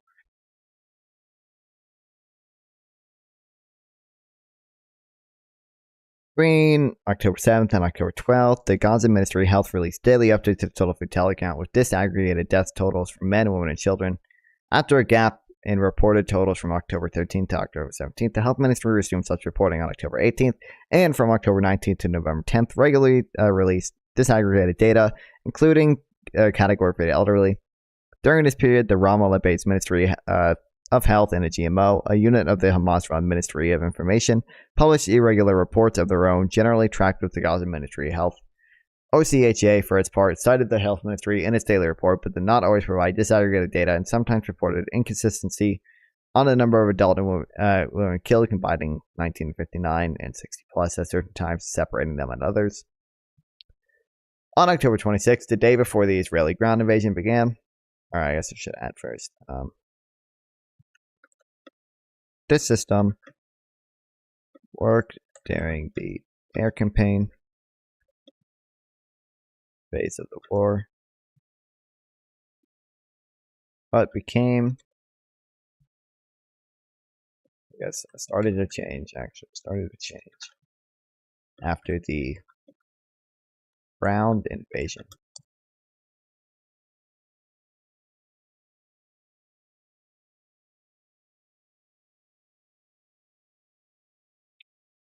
Day before the ground invasion, the Gaza Ministry of Health published a list of 7,000 claimed dead, including in most cases their names, identification numbers, ages, and genders. Full identification was given to all but 281 of these individuals, allowing for closer insight into the ministry's figures. The key weakness in this data, as in previous reports, involved in the Health Ministry failure to distinguish between civilians versus combatants killed as a result of Israeli actions versus Palestinian militant actions, whether in the course of children. The Health Ministry resumed reporting a daily total on December 2nd, but has not included subtotals in its daily reporting since.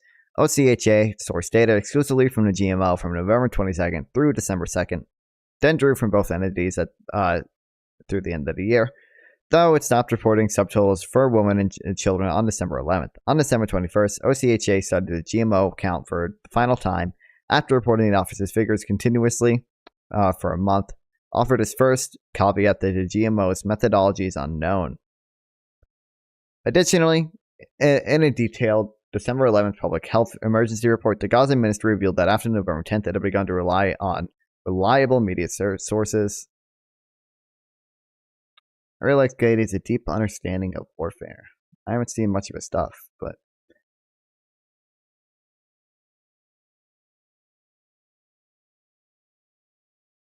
He seems not. Well, I don't think he seems totally unreasonable, I guess, but.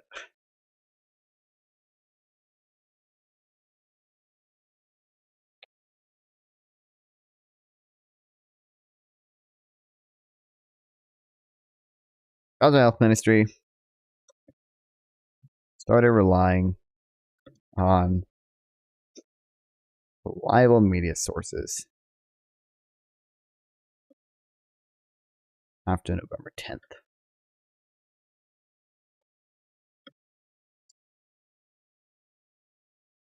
Mainly meeting news websites and TV clips to track fatalities in the north. The use of this method, far less accurate than relying on hospitals and morgue counts, has not been acknowledged in any news or OCHA reports. Reviewed by the author. See further discussion in the next section. An end-of-year health ministry report confirmed that this practice continues and that just over 60% of the deaths reported between November 11th and December 31st were based on media sources. And on January 6th, introducing third counting method, the health ministry began calling on Gazans to submit. Hold on.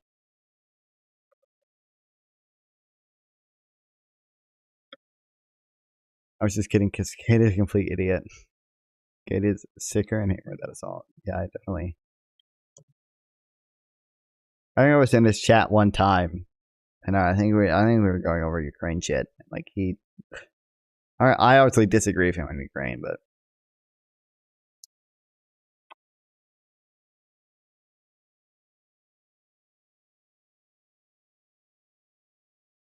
starting January 6th.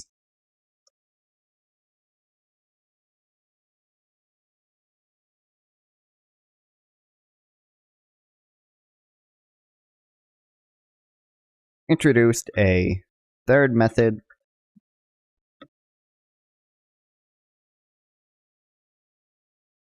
Calling on Gazans to submit fatality, missing person reports via Google form.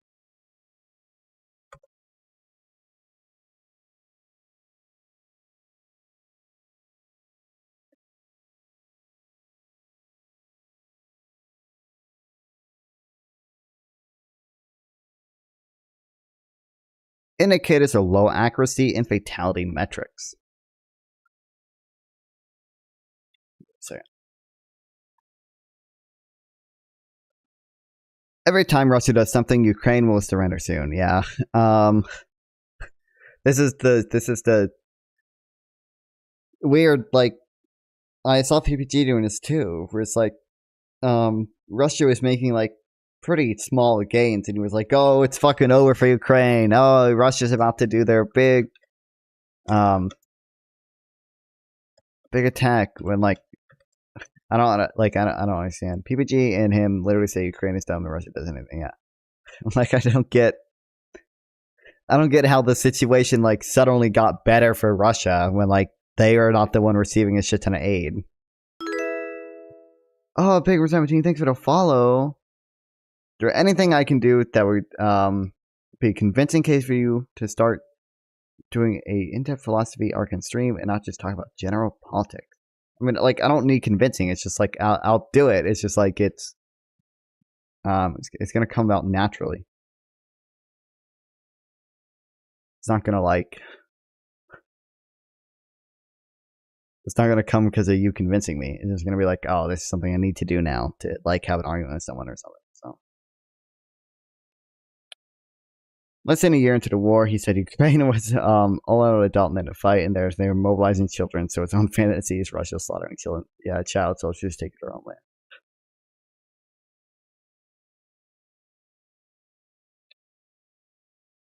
But like, I don't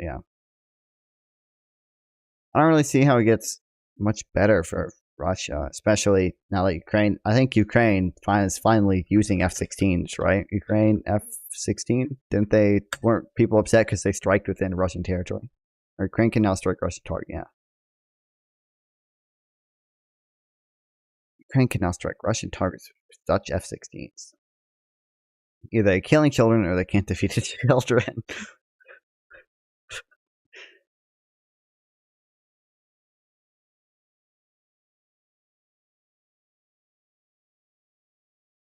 Yeah. First Ukrainian pilots graduate from S-16 training in U.S. But like, do you believe in philosophy bros are generally cooler and more popular? I mean, I don't think they're cooler. They're definitely more popular. But that's because people are lame. Don't like economics. Kids held off the Kharkiv offensive. Dude, I had an insane conversation with someone. Oh my god, I forget I should find a screenshot. It's gonna take forever to find it. I don't know if we'll find it. But I was just like, I think what happened was he posted something in a story that said, it was a Kissinger quote. It said, "Oh, to a enemy, the U.S. is deadly, but to an ally, the U.S. is even deadlier." And it like had a picture of Ukrainian graves, right? And I was like, I'm sorry, who's the one killing Ukrainians? And his only response was, Ukraine is using children. I'm like, oh, okay, well that's not relevant to the part that Russia is the one that invaded here. Russia is the one killing Ukrainians. Hate to break it to you, buddy.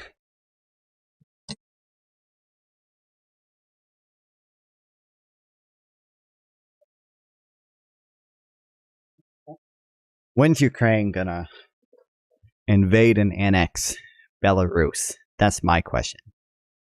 The ultimate Ukraine is Ukraine having full control over Belarus, and actually all these highlighted red territories, all of these two,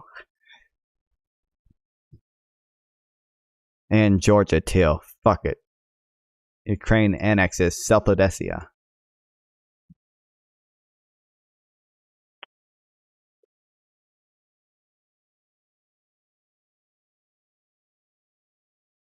Absent third parties working to verify the count in real time, foreign analysts have been reduced to speculation based on partial data. A short paper in a medical journal said, for example, compared the Gaza Health Ministry fatality figures to those of UNRWA's verified counts of its own employees killed between October 7th and November 10th, and concluded, on the basis of similar trends alone, that the Gaza Ministry of Health was not likely inflating its figures. What's the name of the AI game where you combine words with great new words? I have no clue. Yet, given the UN agency's relatively small number of personnel, around 13,000, it has by far the easier task, while the health ministry, covering a population more than 2 million, would likely be at greater risk of erring in its reporting. Inconsistencies in the data set.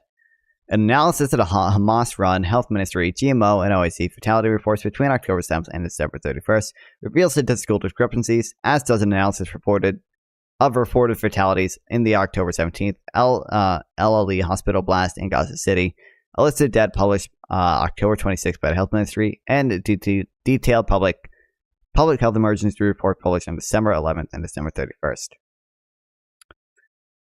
This and politics will... Oh, sorry. This and politics equal PPG in that game, probably, yeah.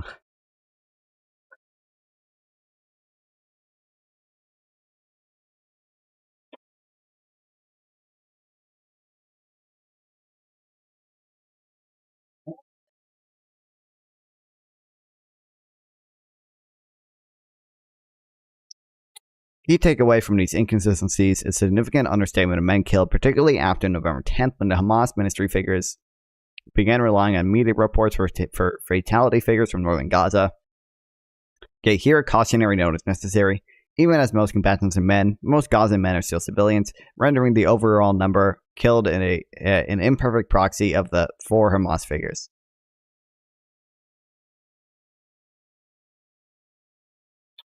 An analysis of the Hamas-run GMO.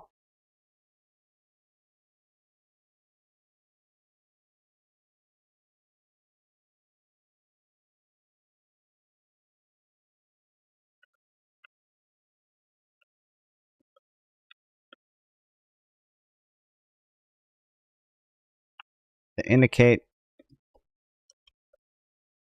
Hamas is underreporting adult male deaths.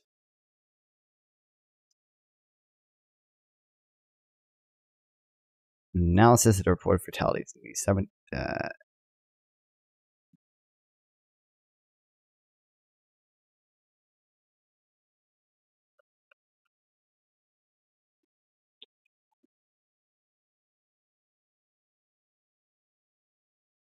also indicate an underreporting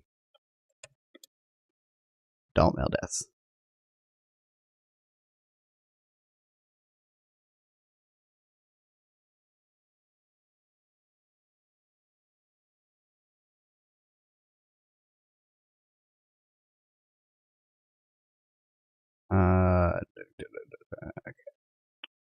The low adult male fatality count coexists with a correspondingly high tally for children. The OCAH first reported children's deaths on October 18th, citing an October 16th GMO press release claiming a total of 853 dead.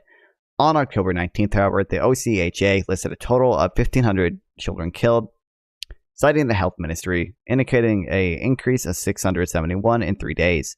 Overall fatalities for this period were reported to have increased by 977 from 2,800 to 3,700, implying that children made up 69% of the fatalities and that only 306 men or women were killed across the 3 days, a highly unusual outcome relative to every other period of the war. The fault here could lie with the GMO and its unknown methodology, along with the OCHA, which uncritically cited the account before switching back to the health ministry figures on October 19th.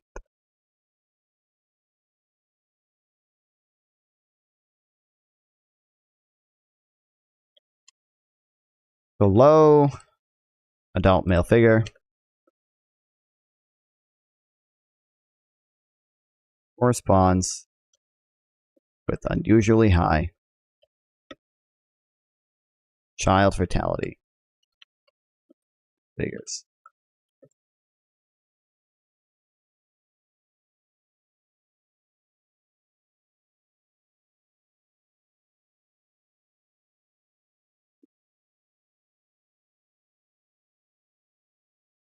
Okay, first reported on October 18th.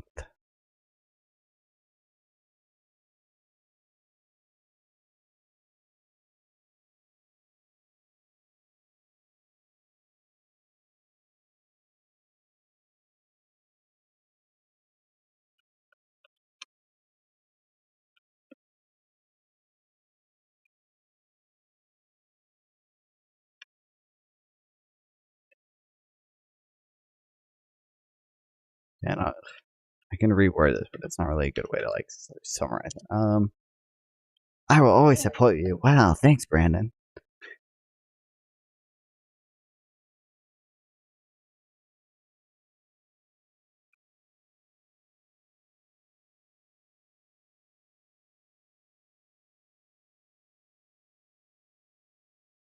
OCHA initially reported children's deaths October 18th.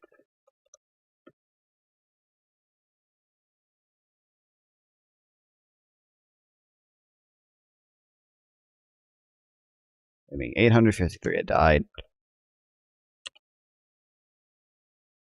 based on a GMO press release.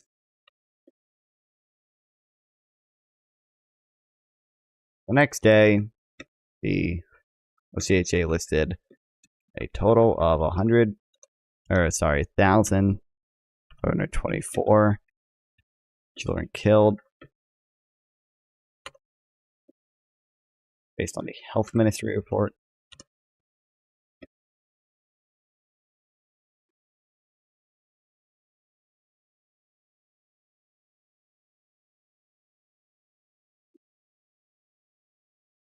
I should probably, yeah. Based on a October 16th.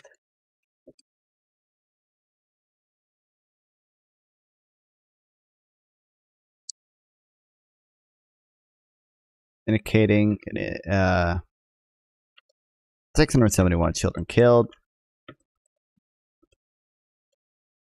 in 3 days.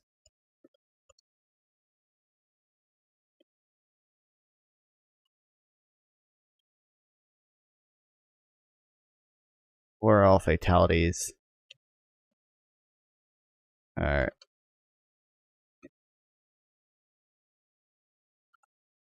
Total number of deaths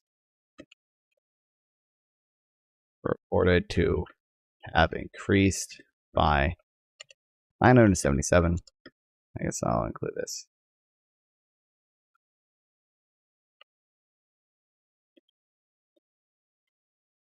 Imply children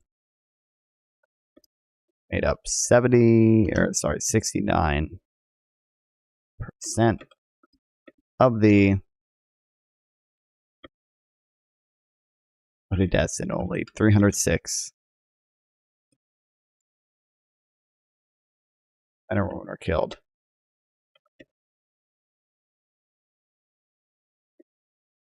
Which is unusual.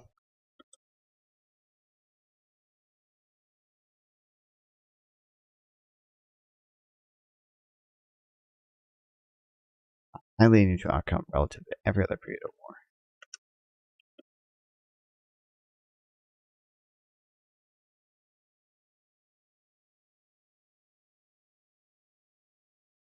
Claims following the explosion at Gaza's Al Ali hospital exemplify apparent massaging of the numbers.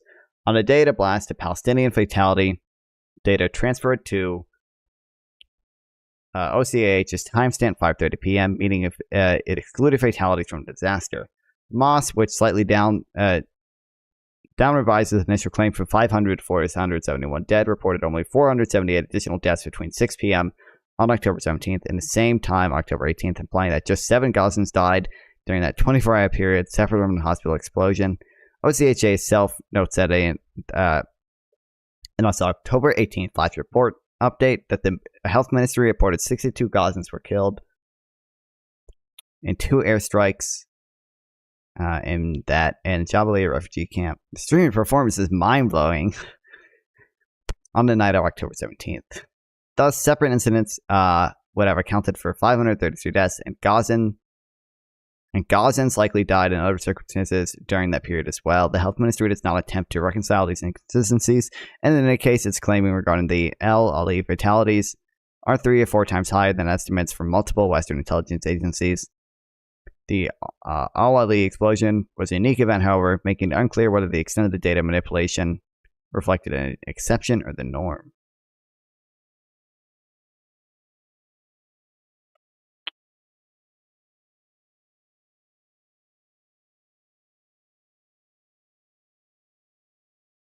Alright, hold on. Palestinian fatality data transferred.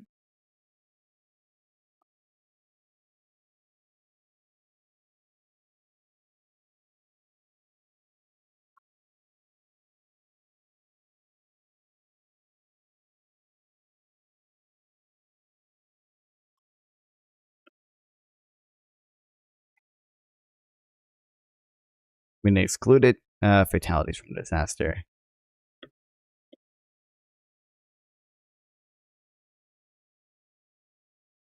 That's from the explosion.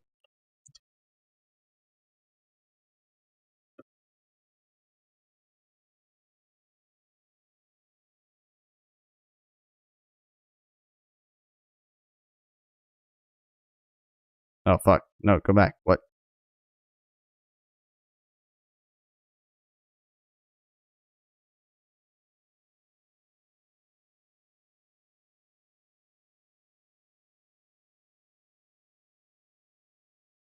Oh, my feelings today. I'm feeling pretty good. I'm kind of tired, though. Just because I've been not even a normal sleep schedule. I'm going to bed at like fucking 10 p.m., bro. More early than that, even. That's why part of the reason I haven't been streaming as much.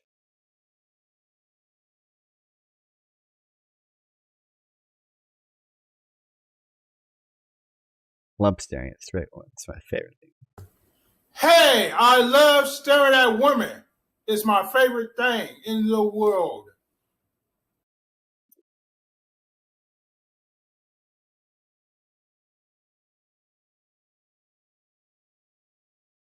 Relatable.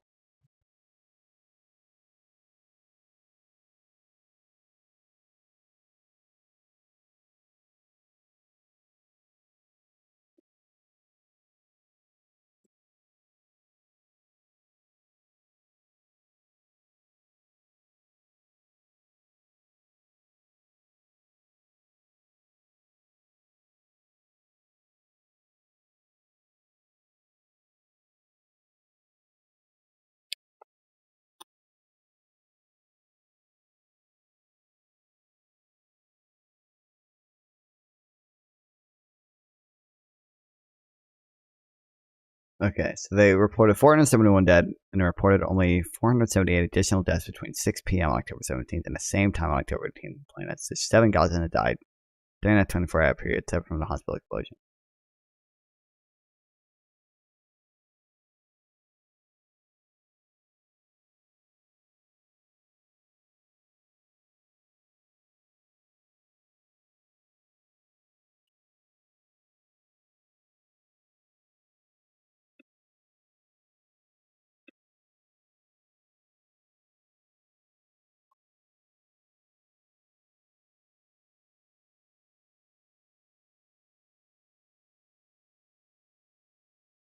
Hamas reported 471 dead from the explosion.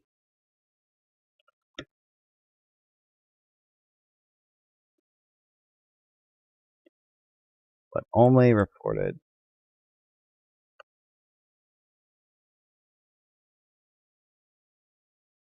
see itself note the October 7th flight-dated Ministry of Health. I love the Turbo viewers.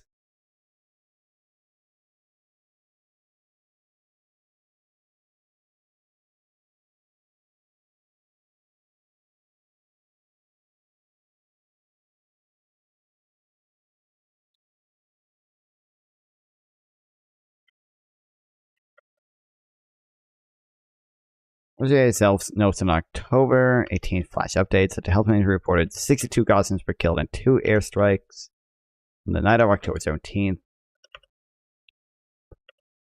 Thus, the separate incidents here would have accounted for 532 deaths.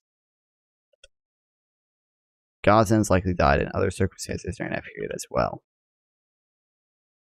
Health ministry has not attempted to reconcile these. Yeah, okay. Are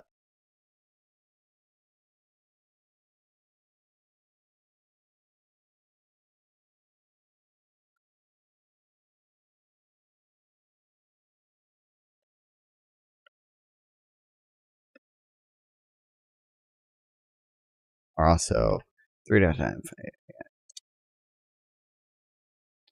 After President Biden expressed skepticism on October 25th about the fatality numbers, the health ministry released a very detailed register in direct response that nonetheless contains statistical discrepancies. For example, none of the 3 summary graphs on page 4 to 5 of the register add up precisely to the claimed 7,028 cumulative fatalities reported over CHH and noted with the sort of document. Instead, the overall fatality graph adds up to 7,045. The graph comparing adult and child fatalities comes up to 6,972, and the graph comparing male and female fatalities equals 7,075. The register also conflicts with that day's health ministry fatality report, which distinguishes among children, adult men, and adult women between October 7th and October 26th. While the daily health ministry report claims 2,913 children, 1,500 women, and 2,100 men, and 397 elderly were killed, the register records fatalities for 3,000 children, 2,000 for identify, 1,400 adult women, and 2,800 and 2,000 adult males, and 462 elderly, with 33 unidentified fatalities distributed among the adult categories. These disparities indicate inevitable error.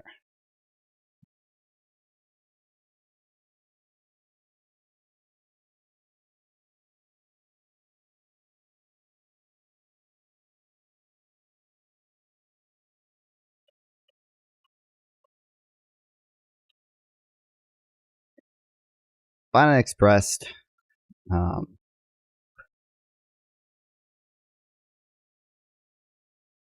mistrust regarding the Hamas numbers.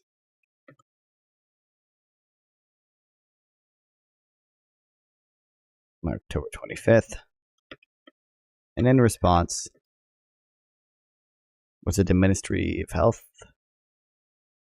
Yeah, the Health Ministry released a very detailed register in direct response.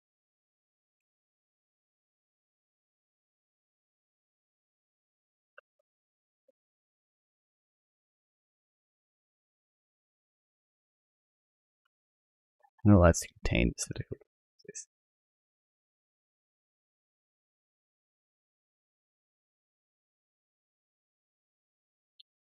None of the 3 summer graphs on page 4 to 5 would arrest you at precisely to claim 7,000. Yeah.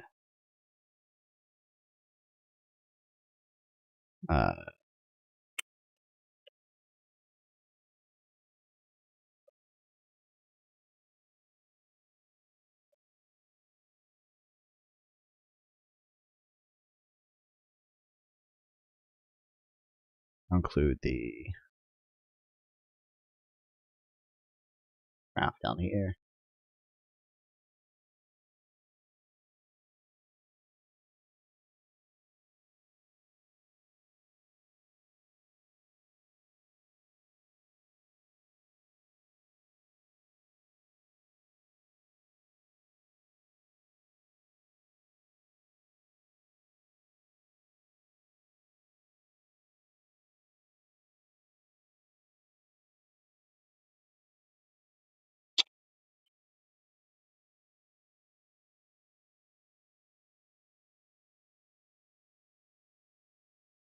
Which also conflicts with that day's health ministry fatality report, which distinguishes.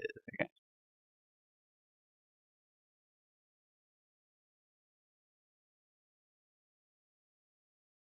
Problems with the fatality report reporting worsened after Israel begins ground invasion on October 27th. Between October 27th and 29th, for example, the health ministry shows a decrease in the total number of men killed, and it shows another decrease from November 4th to November 5th. These down revisions are unexplained. No evidence suggests the health ministry encountered evidence to invalidate its earlier accounts prior to lowering the male number. The rate of adult male fatalities relative to other categories since October 28th, the day of reporting after Israel's ground invasion began, is strikingly low. Between October 28th and November 10th, men allegedly made up just 17% of fatalities versus 34% of deaths between October 7th and October 27th, despite heavy ground fighting.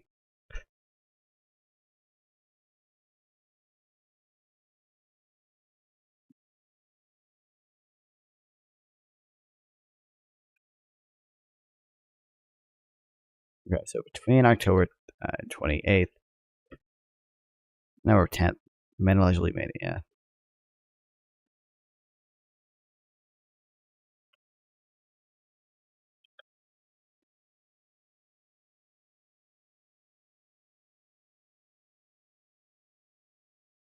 OCHA and health ministry figures also diverge dramatically between October 31st and November 7th. The UN office, for example, reported 307 more women killed on November 4th than did the health ministry, and the same number fewer men.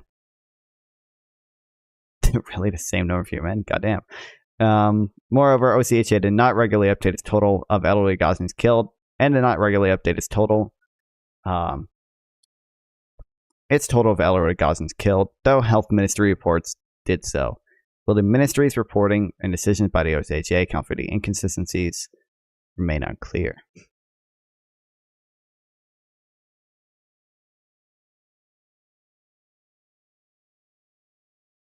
Report 307 more when killed on November 4th than the health ministry did. The same number of fewer men.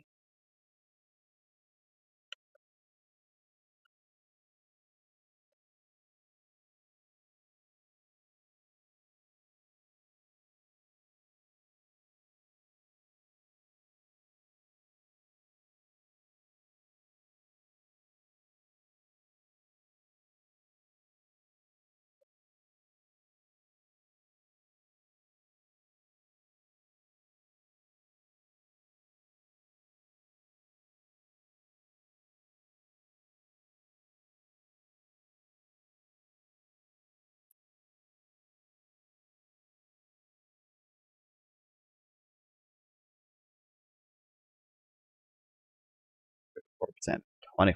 Goddamn.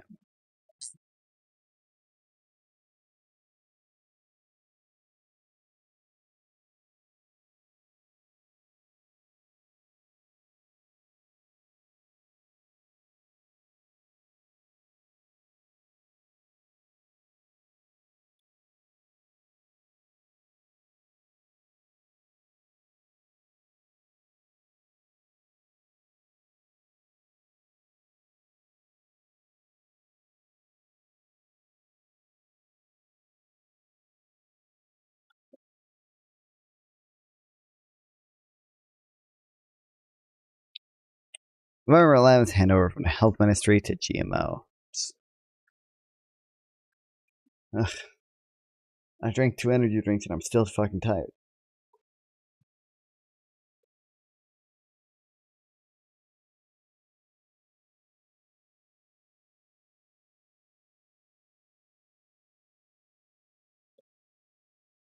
How many pages? Do I have 4 pages? If I have 4 pages of this left, I'll fucking read it. I guess it's 4 pages. Okay. I'll finish it.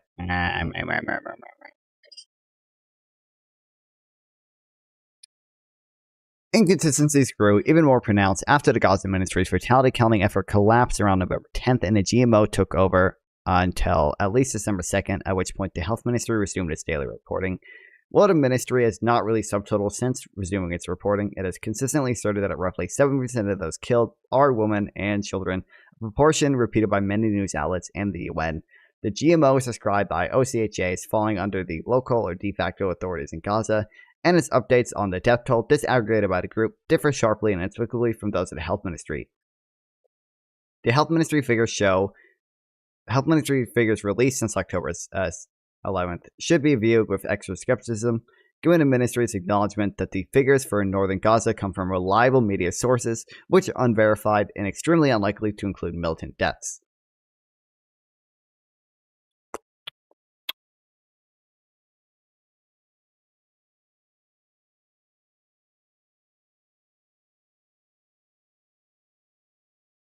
Of the ministry.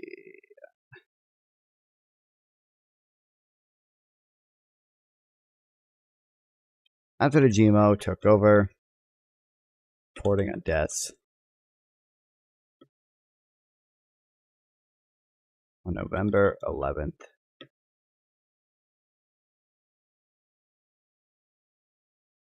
Inconsistencies grew even more pronounced.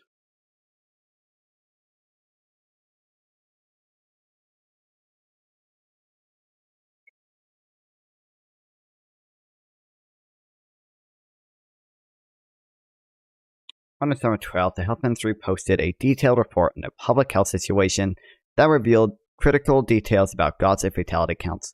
This report confirmed publicly what observers had guessed for some time, that since November 11th, the Health Ministry had no input fatalities from the north in its central collection system, instead relying on the reporting of some 4,000 fatalities on reliable media sources.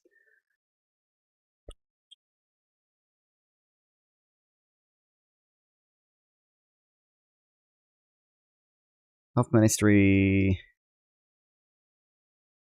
confirmed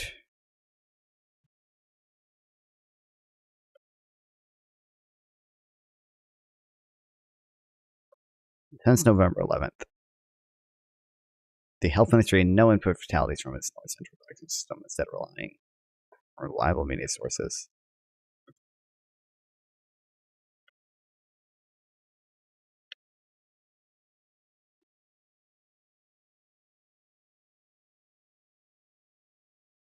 This omission, which goes unnoted in the CTA publications elsewhere, raises multiple methodological concerns.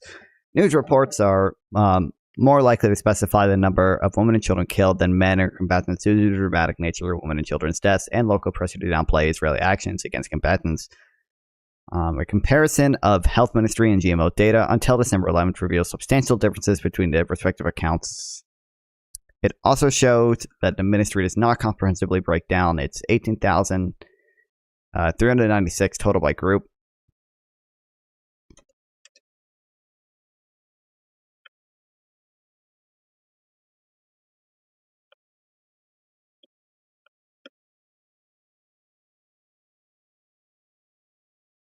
Rather, 14,000 of its fatalities recorded in its central information system, and the other 4,000 plus coming from reliable media sources. It only identifies 5,000 as adult men, 4,000 as adult women, and 4,000 as children. The GMO, by contrast, reports subtotals of 6,200 women and 8,000 children killed, out of a total of 18,000, indicating that 4,000 men were killed at most.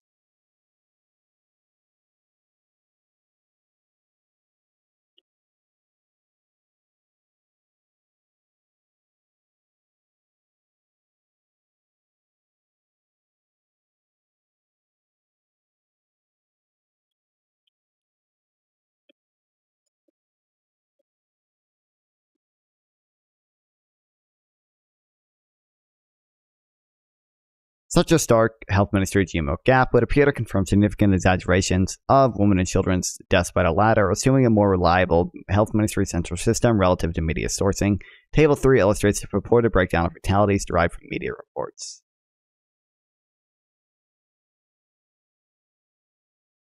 I'll take a screenshot of both of these because they come up.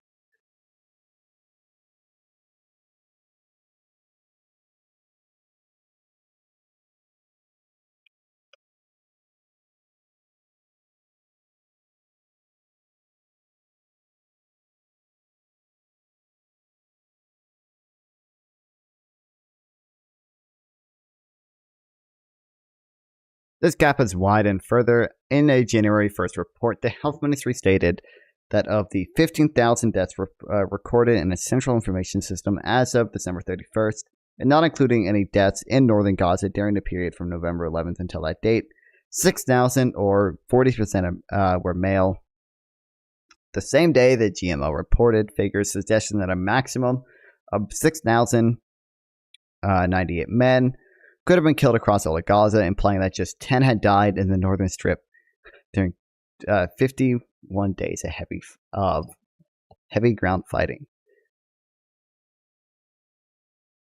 Okay, wait. 15,000 deaths. The health ministry. 15,000 deaths in a central information system.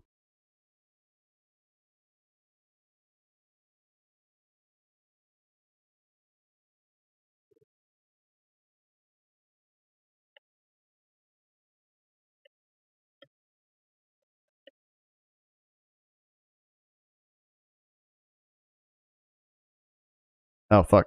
Go back.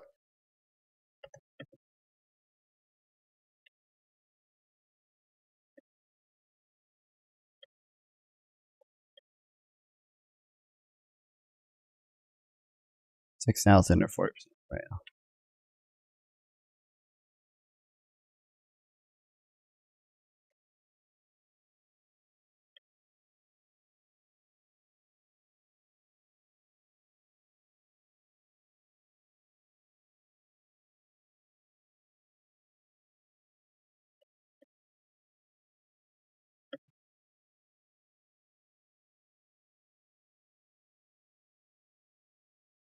On November 28th, reflecting an apparently accelerating trend toward revising down male deaths, OCHA related GMO figures claiming more than 15,000 deaths, more than 6,000 children, more than 4,150 women, and thus an apparent maximum of 4,850 men.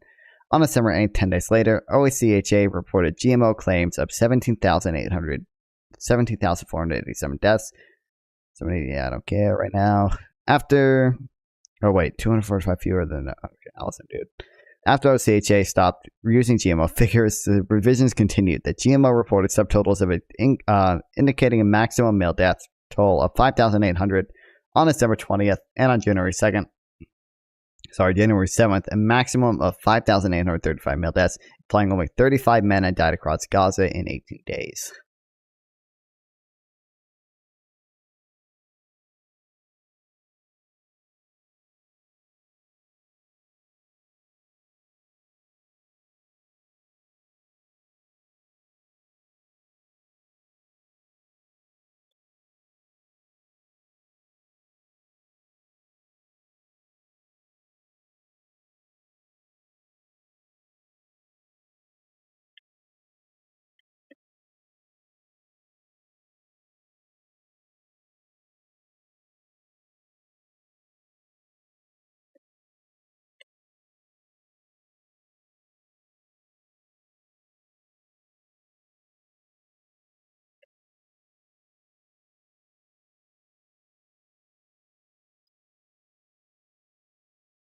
Thus, while chaos in northern Gaza appears to have prevented the health ministry from verifying deaths, other agencies have been left to potentially manipulate their reportings. The fatality derived from media reports makes up some 61% of the fatalities, total fatalities reported between November 10th and December 31st, undoubtedly affecting the alleged proportion of deaths of women and children. Despite the health ministry's widely repeated claim that women and children make up 70% of the deaths toll, the ministry figures most likely to be reliable within the central collection system indicate roughly 40% of deaths across the Gaza Strip before November 10th in itself through December 31st are male. This proportion is likely even higher in northern Gaza, which has seen more than 2 months of heavy ground fighting, suggesting women and children constitute fewer than 60% of deaths. The IDF claims enemy fatalities offer a useful measure for comparison. Since October 7th, according to the Israeli military, its forces have killed some 9,000 militants, not counting roughly 1,000 killed inside Israel on or after October 7th. This estimate, which should itself be treated with some skepticism, underlies the enormous gap between Hamas and Israeli claims, particularly since many of the 6,000 men of the health ministry reported in the death toll on December 31st were inevitably civilians. U.S. intelligence agencies, for their part, estimate that Israel has killed between 20 and 30% of Hamas's fighter force, or between 5,000 and 9,000 militants. OCHA, for its part, used a blend of health ministry and GMO figures for its subgroup fatalities, but has refrained from updating those numbers since December 11th, even as it updates the overall total. On December 11th, OCHA started a GMO tally from December 7th to report 5,000 women and 7,000 children killed, applying a male death toll of 5,000, which is already below the health ministry total of 5,000. Jeez, I'm too fucking tight to absorb this. Among the 14,000 fatalities in its central collection system alone, in other words, OCHA appears to be uncritically relaying the GMO's unsupported claim that no men died in northern Gaza between November 11th and December 11th. After using GMO tallies for a month, OCHA issued its unknown methodology caveat on December 21st. Notably, on this date, GMO claims indicated a maximum of 5,800 men killed, just 23 more than the health ministry had identified from its central collection system. Anyone else excited for the upcoming event? Alone 10 days earlier. On January 3rd, OCHA removed any mention of fatality subtotals from its reports. And after January 11th, the office no longer highlighted a claim that 70% of Gaza deaths are women and children. Okay.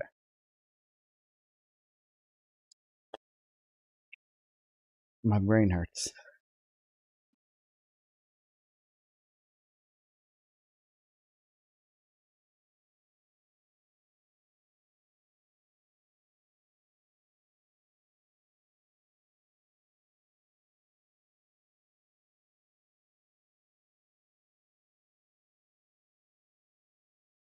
Also, by the way, I can't believe Sweetwater still has not told me that I won the giveaway yet, even though I did. Because there's no way I didn't. Because I manifested it, and I manifested it, so it has to come true.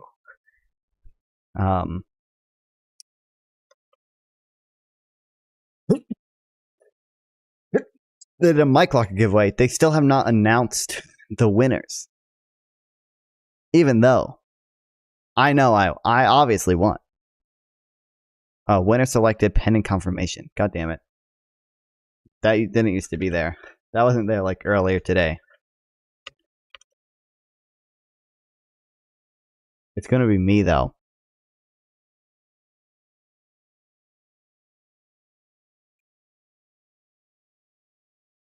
There's no way it's not.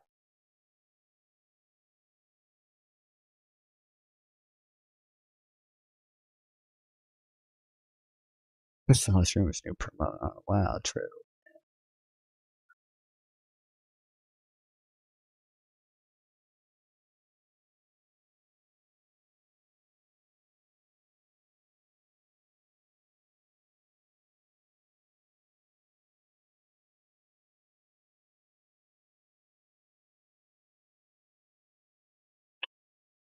Zero chance that it's not me though.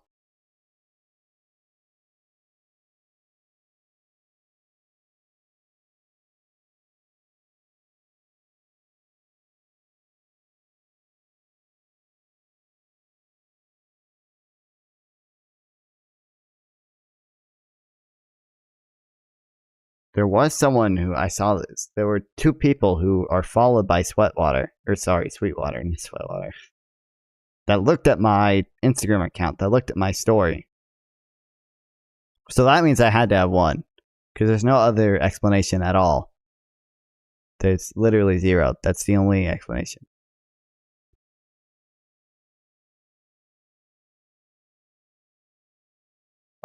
dude. So how am I so tired when it's only 10:30 and I just drank 2 energy drinks? Oh, it's so fucked. You know what's funny? It's actually a good thing considering I'm going to that dumbass family camp in a few days. So like, it's actually good that I'm on the sleep schedule.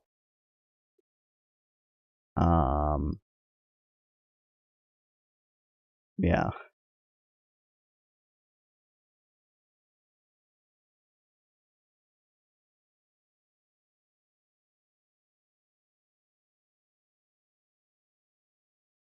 After my YouTube stream break.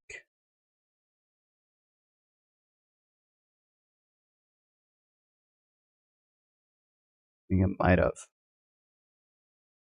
Alright, well, fuck. Okay, chat. Listen, tomorrow we'll be back with a longer stream.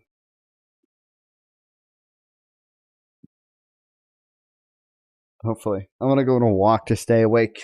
And tomorrow, hopefully, I'll be able to fucking stream longer. Holy shit. Okay. I only have 3 viewers right now, but I guess I can raid somebody. I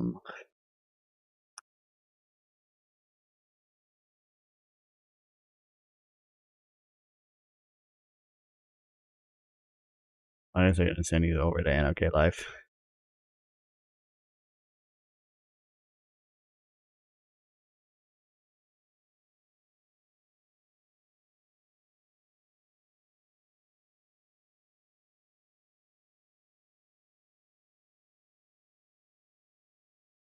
Goodbye, chat.